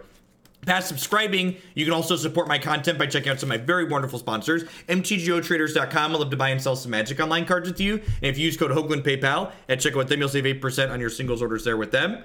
Are you someone that thinks you always find the best possible line? Why don't you put your skills to the test? Head on over to possibilitystorm.com and find over 80 Magic the Gathering puzzles there. They have new ones uploaded every single week of varying difficulty. We're actually going to do one of their puzzles on stream later today at some point, probably after the second deck. CoolStuffInc.com. Buy and sells a lot of cool stuff, including TCG singles. Using promo code Jeff5, you can save 5% on Magic, Pokemon, Yu-Gi-Oh!, Warhammer, and cards with them. And of course, you might hear my wonderful shuffling deck going here. My shuffling deck is protected by none other than my BCW Elite Guard sleeves. Using code Jeff10 at bcwsupplies.com, you can save 10% on your orders of sleeves, deck box, and all sorts of other great stuff there with them. Thanks everyone for hanging out here today. Remember, if you enjoy my stuff, make sure you hit the follow button at the very least. Following the stream doesn't cost you anything. I'll let you know when I go live and with what. If this is your first time seeing this awesome Elves deck before, I love this deck. This is the deck I'm playing at the Invitational next weekend in the Modern portion. You can find over a dozen other leagues of us playing this deck on my YouTube channel and my website. Click Modern Decks and then Green Black Elves in there. Someone said, is the Teamer Evolved deck my list? Nope, almost everything we play are viewers submitted deck lists. How has your testing been going with Black Splash for Hardened Scale? So, the Black Splash for Hardened Scale, just like most things on this stream, was a viewer submitted deck list. So, all the matches I played with it are ones that are archived on my YouTube channel. So, you can watch those there. You can always find the wrap-up segment at the end. Re-up from YouTube. What's going on? Oh, by the way, if you're watching this on YouTube in the future, smash that like button, ring that bell, and leave a comment below. That's right. If you've been watching for a while, comments are now enabled on my YouTube channel. So if you would like to pick my brain that way, you are welcome to. Y2K, thank you for the 5 months. Welcome back. Good luck at the Invitational. I'm hoping to have fun. Hoping to have fun and run good. Sometimes when you use the word emotionally taxing to describe Red Black Hollowed One, would you use those words to describe a majority of the matches? I would actually. Actually, it's funny. I was talking about this with someone else yesterday and at the event, and they were talking about how Modern feels like it has more variance than other formats. But if you look at the win rates of good Magic players in Modern compared to Standard and Limited and Legacy on the MTG ELO project, you actually will see very similar win rates in Modern as those other formats. But the reason why I think people feel Modern is higher variance is because the format in general is very emotionally taxing. The losses in Modern feel worse than the losses feel in other formats on average, I think. And that's a very human element as opposed to like a relevant data element. Am I going to update my green-black rock list there? Well, Immortal, you can watch the league where we didn't play Liliana the Veil, and you can watch it not feel good. So, no, I'm not changing the deck list on my website. Unclaimed Territory. If you read my article on coolstuffinc.com, there's a full elf primer up there, and it includes budget cards. This hand is more than good. It's great. So even if we miss, we're on the draw, we get a scry, and even if we miss our second land on 2, we're going to get to go ahead and play this, into these. Kick butt this weekend. Jimmy and the Kudos, thanks for re-upping that Twitch Prime. Welcome back.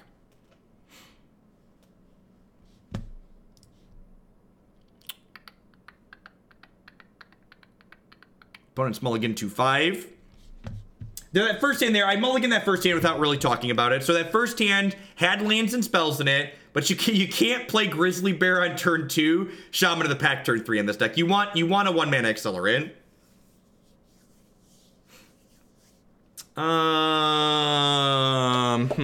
Yeah, I'm just gonna bottom anything that's not a land tier. Be greedy not to, I think. If they play like a turn 1 discard spell, I'll be sad that I didn't keep the Llanowar Elf up top. Faithless Looting, Swift Spear, sure.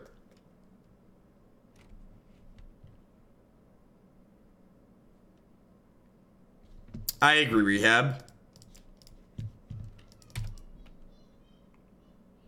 My prediction, here's my called shot for the Invitational. 7-1 in Modern, 4-4 in Standard. 11-5 top 64.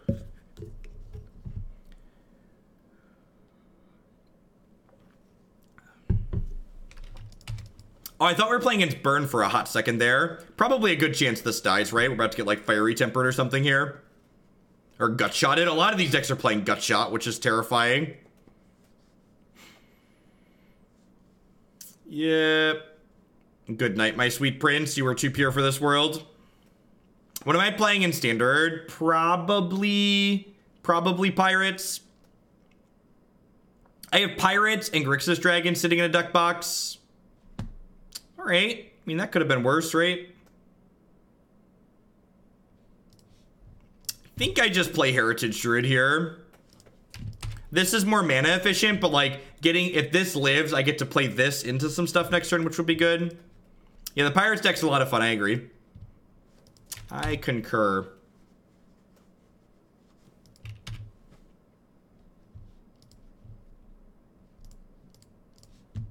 So if they have a Bolt here or Fiery Temper, I get a little bit blown out. They did not.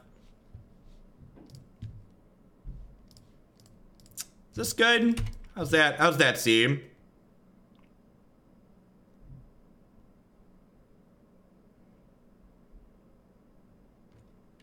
Sure. You have an Experimental Frenzy. So this is a very high variance card. They could like kill us next turn. How is Paper Modern? It went all right. Ruralini, thank you for the 2-month resub. Welcome back. I appreciate it.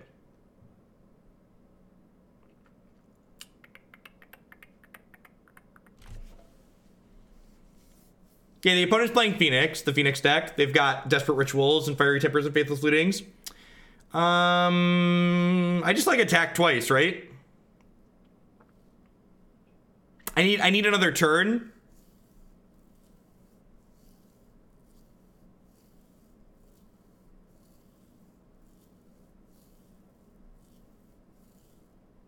Yeah, I think I play Ezuri and then attack for 11 here and leave back 3/3 so I can regenerate plus block. I think is the plan.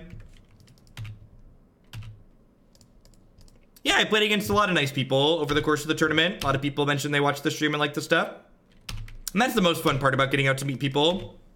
So actually, I mentioned it earlier. So the event I played in yesterday was a Nerd Rage gaming event, which they've been doing tournaments in the Midwest for a little while now. And hopefully, starting next year, they're going to be ramping up their tournament series more. They're going to be having all their tournaments are going to be 5Ks. And then once that happens, they're actually going to be adding us as a sponsor to the stream, and I'm going to be going out to a few more of their events as part of that sponsorship deal. It's actually sweet. Some of their Chicagoland area events are actually going to be in a water park hotel. So like Christy and I plan to go up there for the weekend with the kids, and I'll play the tournament on Saturday, and then we'll all hang out at the water park on Sunday.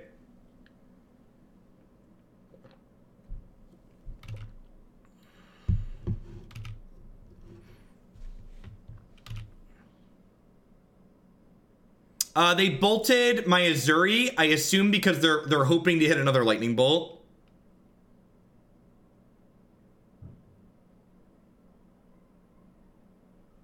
I mean, you can post a deck list here in this chat, but unfortunately I just don't look at deck lists while I'm streaming because there's just too much going on. All right, so again, this is not a matchup where we're looking to generate card advantage, so I'm going to cut these Lead the Stampedes. Scavenging Ooze is obviously very good here. I don't think I really care about Experimental Frenzy. I don't know that Dismember is good enough. Like, maybe one is fine, just like it's better than Lead the Stampede, but I don't think I want to board in all three of them. I think it's probably going to be pretty rare that I can afford to cast 2 Dismembers. One of my favorite things about the Pirates deck is that it has a play against everything. Yeah, I think that's in general true about the standard format. Even the matches that are bad in standard for people, you still have a lot of play in them. Is Surgical good enough? I guess if I take their Phoenixes away, they probably have a pretty hard time beating us, huh?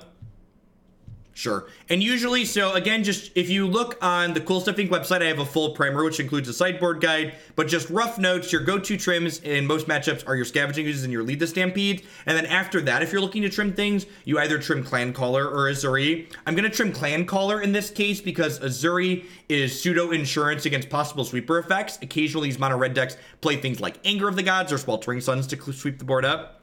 Half a year, and I'm still watching. Keep up the awesome content. What's going on, Simon? Thanks for the 6 months. Welcome back. I appreciate the half a year.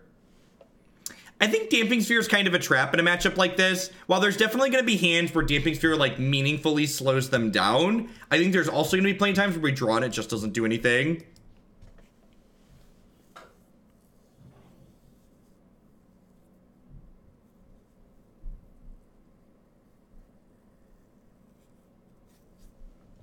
There's 16 1-drops in my deck.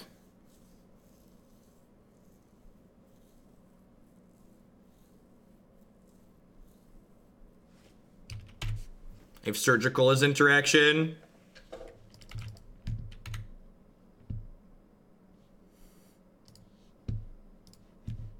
It's probably a bad keep.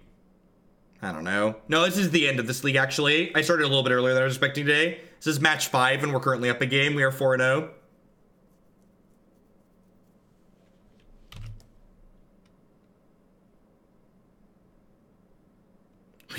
We did draw 1-drop, that's true. Their hand's not doing a whole lot here. Definitely casting this before Dwynen's Elite. You're a turn late, Llanowar Elves. This works out fine though still, right? Like if they don't kill this, I get to like I get to collect a company next turn, which is fine.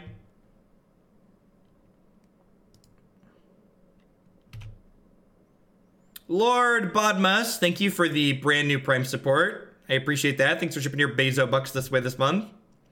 Surgical the Manamorphos because they're really good in their deck. Huh. I could see that actually, like especially because I have 2 Surgicals.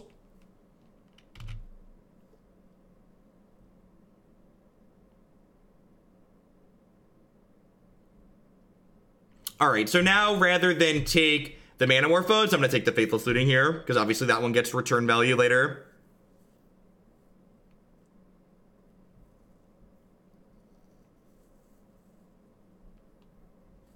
They ditched an Arclight Phoenix. Okay, so now I'm going to Surgical the Phoenixes and get like I'll look at what's in their hand, because depending on what's in their hand, it might impact what my second surgical wants to do here. Anger of the Gods. Yep. They have a second Tormenting Voice as well. Okay, so probably surgicaling their Tormenting Voice here. They have another Abrade as well, but I don't think I care about the Abrade. I think I'd rather shut down their filtering. Well, maybe I do care about the Abrade.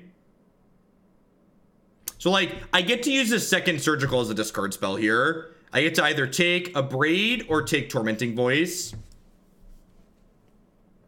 Is that the only Anger of the Gods in their deck? They literally have one Anger of the Gods and it's in their hand. Rude.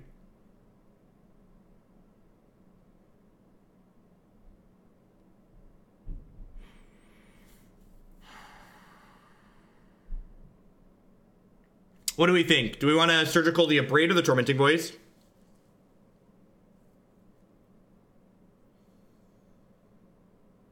Hey, Frixic, thank you for the brand new Prime support. Welcome, welcome.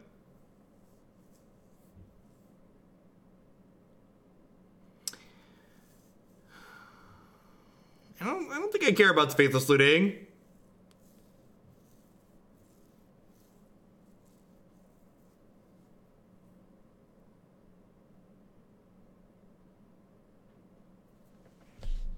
Let's take a draw step.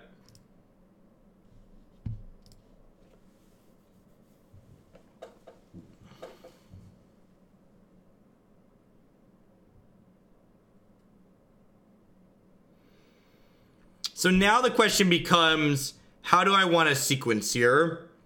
So if I plan to company next turn, there's a good chance they don't anger.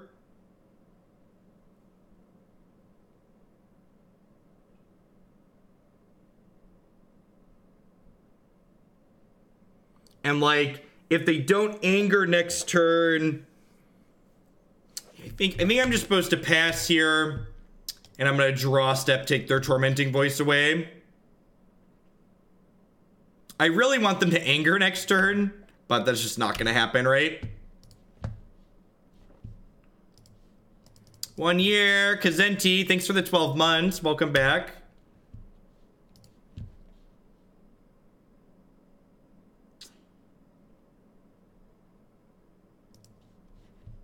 So I'm doing this inside of my opponent's draw step because it gives them the opportunity to draw another copy of Tormenting Voice, potentially letting me take 2 cards out of their hands here.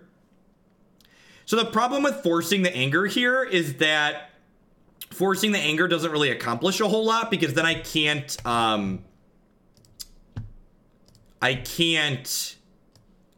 cast the company then, is the issue. They drew Fiery Temper, so really glad we took the Tormenting Voice. So they have Anger, Abrade, Fiery, Young Pyromancer. You can play the deck without the elf lands.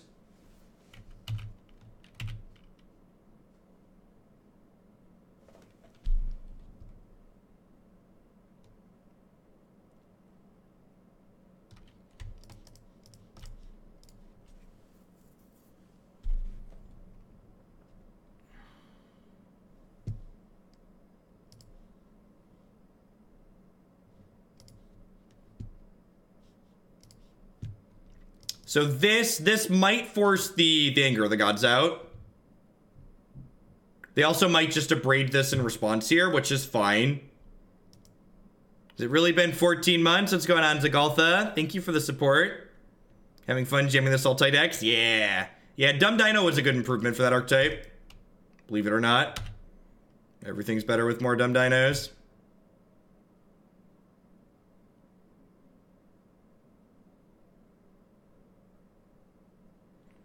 So they're at 17. Their hand is Anger, Fiery Temper, Young Pyromancer. So I could... I think I just Shaman and then attack for 2 here. Are you planning to play more Artifact? So far, I've only watched Artifact content from you, and I'd like to see more. Yeah, at some point, I'm going to do more Artifact content. It's probably not going to be till after the Invitational, though. I don't think I want a Lord Pike, so if I sequence like this, if I draw an untapped land next turn, I can go Clancaller into Dwynen's Elite, which lets me rebuild really quickly post-Anger. So I think this hits them for 5, and then they're going to Anger plus hit me for 4, and then if I rip a land, I'm right back in the game. Hey, We Shall Rise. Thank you for the 13 months. Welcome back. Yeah, like, I don't have a discard spell in my deck, chat, so, like, the only way to get through this Anger is to play through it. So I need to, like, put enough on the board that, like, I force them to play the Anger, but not, like, so much that I can't rebuild afterwards. Like, any amount of any creature I played there was likely going to induce them to cast Anger of the Gods. And I think playing Shaman in the pack was the one that gave me the best result post-Anger.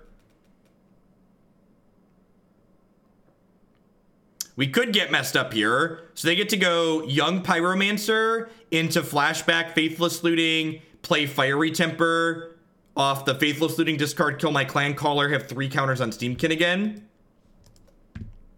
Maybe I am supposed to bring in Dismember. I guess the Surgicals were pretty okay, though. If they had Arclight Phoenix in play, we'd be dying by a lot more.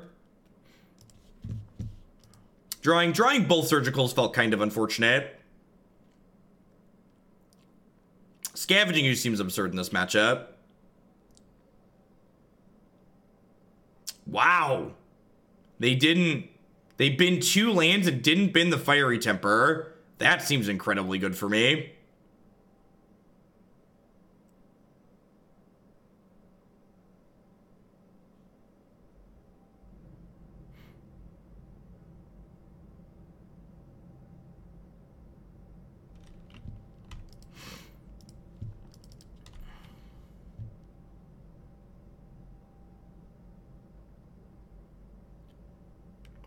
I do not always stream on Sundays, that is correct.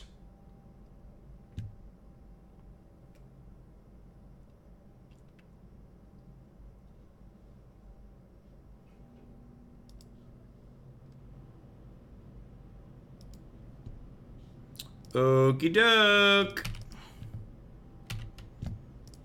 I don't think they have a red spell to cast here, so I'm gonna attack with my 3/3 as well.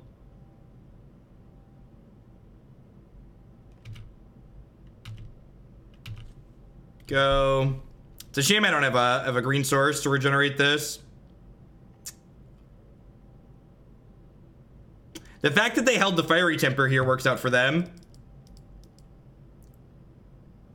So they're gonna bin Fiery Temper, kill my Archdruid here. And then, depends on what the quality of these 3 cards are that they're about to pick up. So we'd actually be in a much better spot if they'd have binned the Fiery Temper last turn. So maybe they were correct in holding it.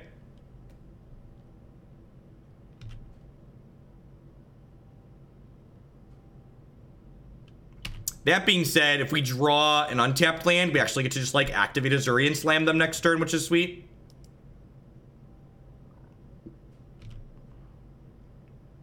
Is game 2 still? I think this is game 2. We definitely won game 1.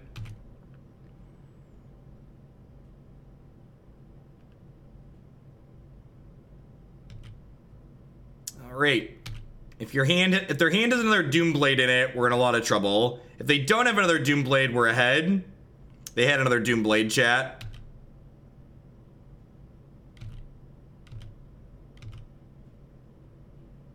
Here's the thing. I see people in chat discussing things that are good and things that are bad against the elf deck, and everything they keep describing keeps falling into one category. And this is something you just have to understand about playing a deck like this. You never beat their nut draw.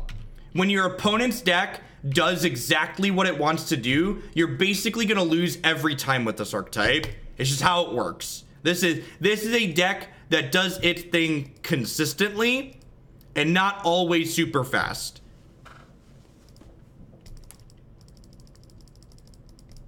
The thing is, those decks that are doing those things that beat you with those nut draws, your deck does what it wants to do more consistently than they do those things. That's the appeal to playing a deck like this.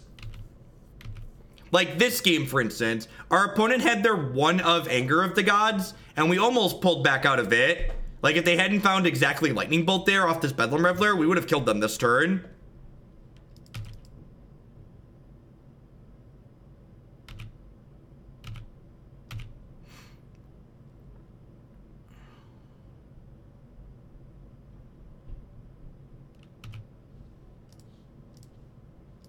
Trade here, trade here.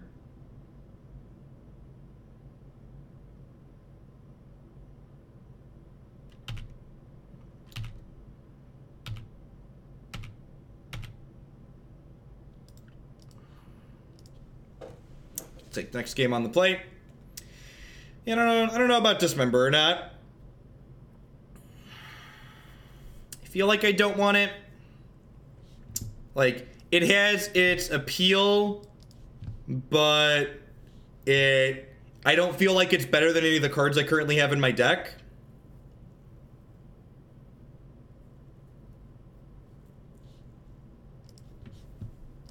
Like, if I was boarding in Dismember, I'd have to trim, like, Clancaller or Ezuri. I don't think I want to do either of those things.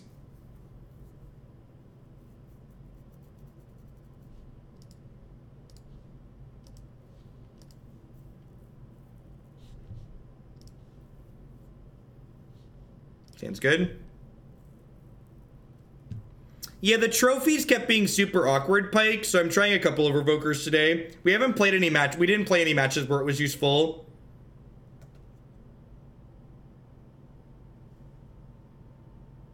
It's good against KCI, it's good against Tron, it's good against Walking Ballista decks, Hardened Scales.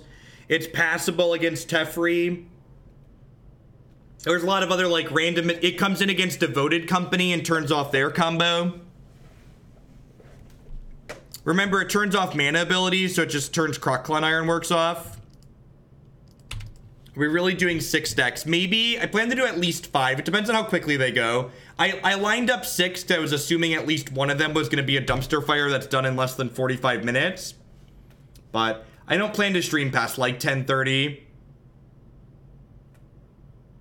And this league actually went a really long time. Like, most elf leagues are done in, like, an hour or so, and we've been playing this league for 2 hours. Well, if we don't get gut-shotted here, we're going to be in a good spot. Wow, that was a good draw. Wow, that was a good one. Holy crap, because it means I can play... So, like, they ditched an Arclight Phoenix here. So if I didn't draw this, I was going to have to not play this and activate Scavenging Ooze. But now I can just hold this up.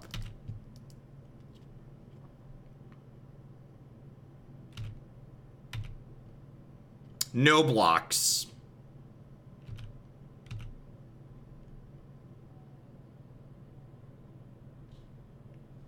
He's dead, Jim. You've killed him. Are you happy with yourself? He's dead. And sweet. And now I get to play this other Scavenging Ooze out. And this Scavenging Ooze is going to be bigger than a bread box or a lightning bolt, depending on who you talk to. Which means it's going to be much more difficult for my opponent to kill. So I'm going to take their looting and I'm going to eat 2 creatures. Go. This normal elves. So elves is one of the many fringe archetypes in Modern for which there really isn't an established normal build. This is the version of elves that I've been playing for a long time on this stream, but whether or not it constitutes a normal build isn't something that I would say. There's a lot of different iterations of this archetype that people play for different reasons. In my opinion, a lot of people put a lot of very bad magic cards in their elf deck. Alright, so we want to stack this, so the Shaman trigger goes on the stack first, so it resolves second, so we have more elves in play.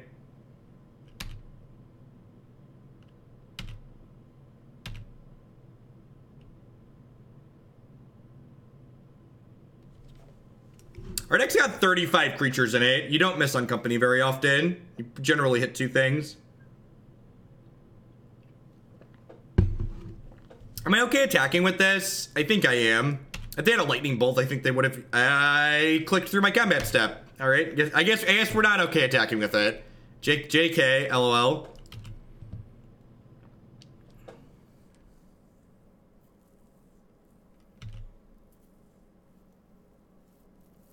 That just sounds incredibly narrow, Pikes. Like, there's a chance I just, like, never play against Hallowed Fountain and that card just doesn't do anything. Phyrexian Revoker comes in a lot of different places. I like its flexibility. Any thoughts on Essence Warden? This deck has an incredibly good aggressive matchup. Our aggressive draw kills people a lot more consistently than most decks' aggressive draws. Want to just eat their instant sorceries at end of turn with leftover green mana to make their Bedlam Revelers worse? I think Venerated Loxodon could work in Elves. So here's the thing. If you haven't been on my channel before and you want to make a suggestion for a deck that we're playing, I ask you to do one very specific thing. Tell me what problem the card you're suggesting solves. Why is it worth playing? What issue does my current deck have that you're fixing by making the suggestion that you're making? That's the correct way, in my opinion, to approach deck building. You want to solve problems by making changes. So now that they have 3 mana up here, do I want to attack? I don't think so. I think especially with this Ezuri in my hand, I'm just going to go ahead and cast this and pass the turn.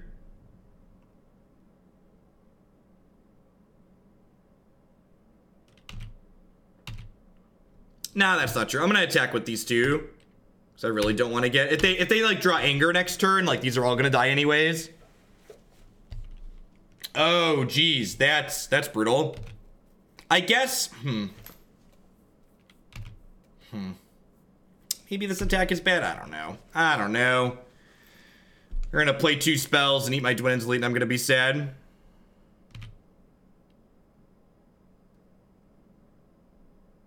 Came for the memes, stayed to feed your kids, keep doing the Lord's work. Thank you, Jojo, for the 4-month resub. I appreciate that. Welcome back.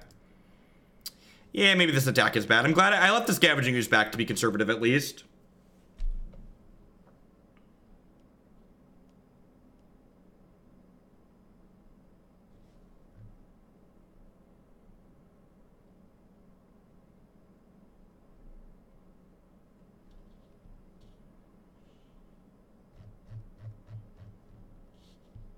That's an Abrid. Yeah, so I messed the sequencing up. If I was going to attack, I should not have played the Ezuri pre-combat.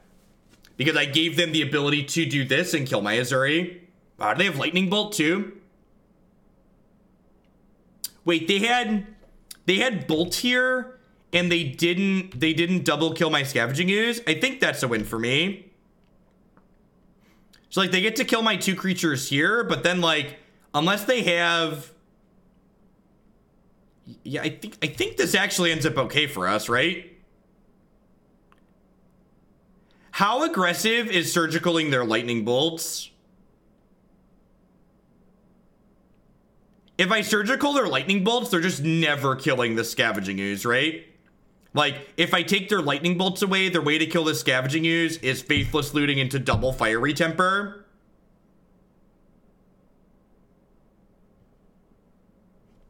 I think it's correct, actually. Because, like, they put so many creatures in my bin here that I'm beating... Alright, well, there's 1 Fiery Temper. Yeah, I think the only way they kill this Scooze at this point is Faithless Looting into the 1 other copy of Fiery Temper. Reveler into double Temper doesn't do it. They can't cast Reveler. In fact, surgicaling this spell out of their graveyard cuts them off of playing Reveler in general. Because there's only 3 instants and sorceries in here. I should have screenshotted their deck there, but whatever.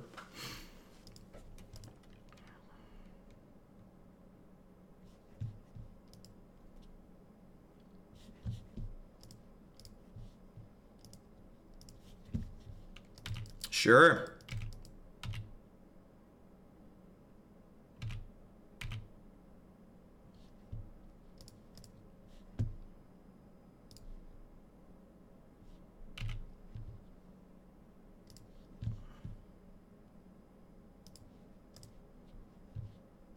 So I need to get this to a 6/6, so that way it's out of range of Grim Lavamancer plus something else. And then I think I just, like, get them under the abyss as quickly as possible here. Just, like, start attacking.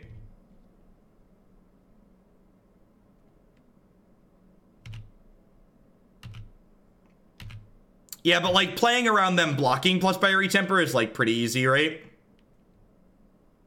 Thanks, 777.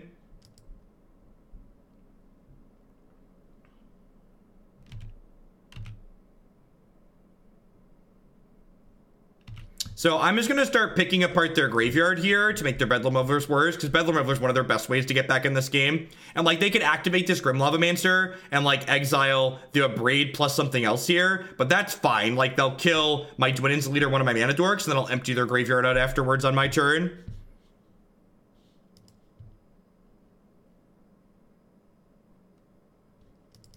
I don't know, actually, Pikes. I think playing the Ezuri out might have actually induced a mistake for my opponent, which was that they should have double bolted the Scavenging Ooze, because, like, the Scavenging Ooze is going to kill them. Although I guess the Ezuri would have killed them too. It's like 6 in one hand, half dozen in the other. Sure. I would like to... You've given my Scavenging Ooze more food, and I get to take the rest of your food away now.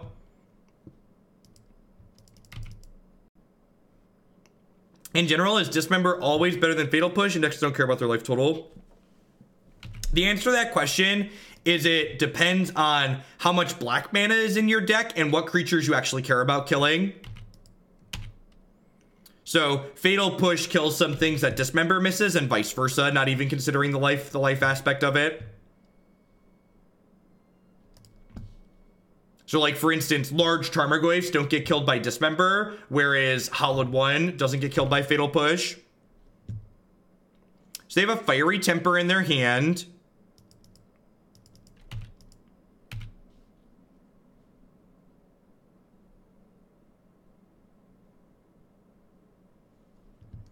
Yeah, to a degree, the Pyromancer's annoying. This Goose. Things that don't die to Dismember. This guy right here. That being said, Pikes, as long as the Scavenging Ooze sits in play, I feel like the awkwardness of their deck is going to, like, pretty quickly catch up with them, right? Like, a lot of their deck is made non-functional by the Scavenging Ooze existing.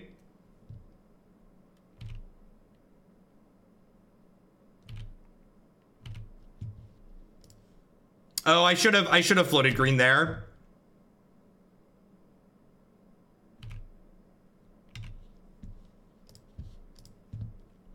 Should have floated green.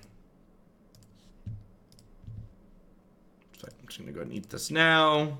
Definitely should be up a green mana at the moment. Hopefully won't matter.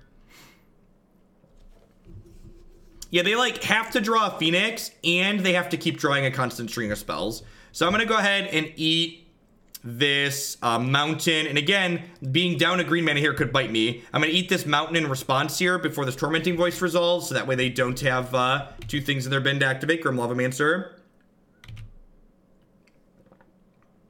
But, like, if they draw a 1-mana spell here, they could play the 1-mana spell and then activate Grim Lavamancer, whereas if I would have had an extra green mana here, if I would have played correctly, I could eat the Tormenting Voice in response to their 1-mana spell and deny them a Grim Lavamancer activation.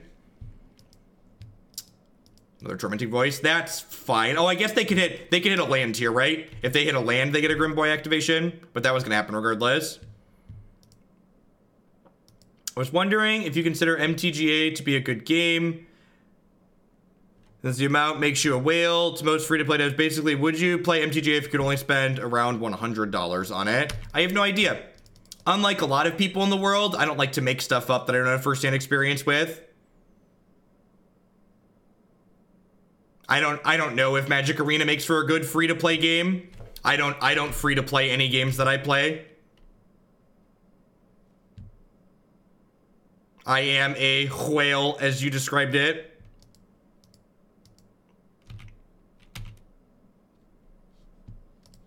What something is, like, worth to you as a person is going to vary from person to person by a pretty drastic amount. I'm just gonna do this. Yeah, I should have just done that from the start. Just gobble all these up.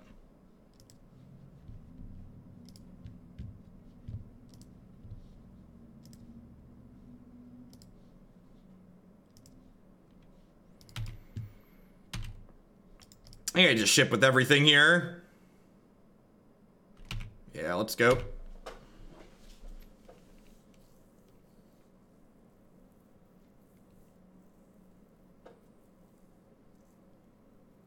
If they have gut shot here, I could get in trouble. Now double block means no gut shots, that's good.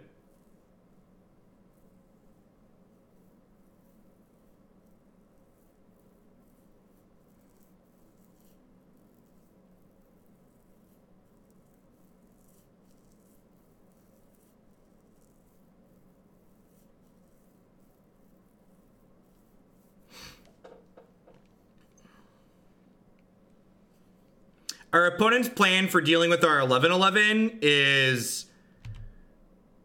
Well, this is a bold strategy, Cotton. Let's see if it pays off for him here.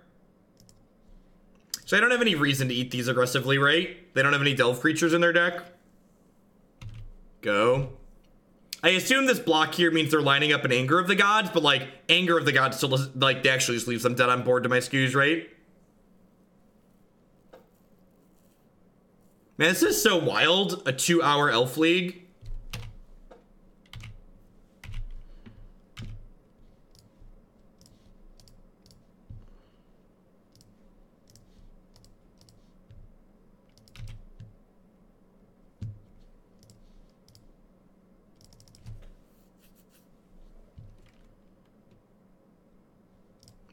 Have I mentioned how much I love Scavenging Ooze in this deck, by the way?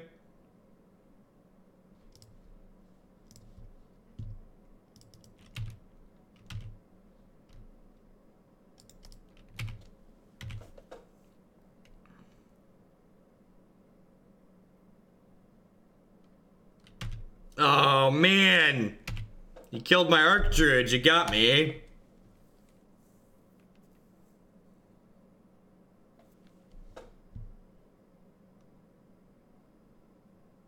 Does this prove that players don't value their time? Yeah, maybe.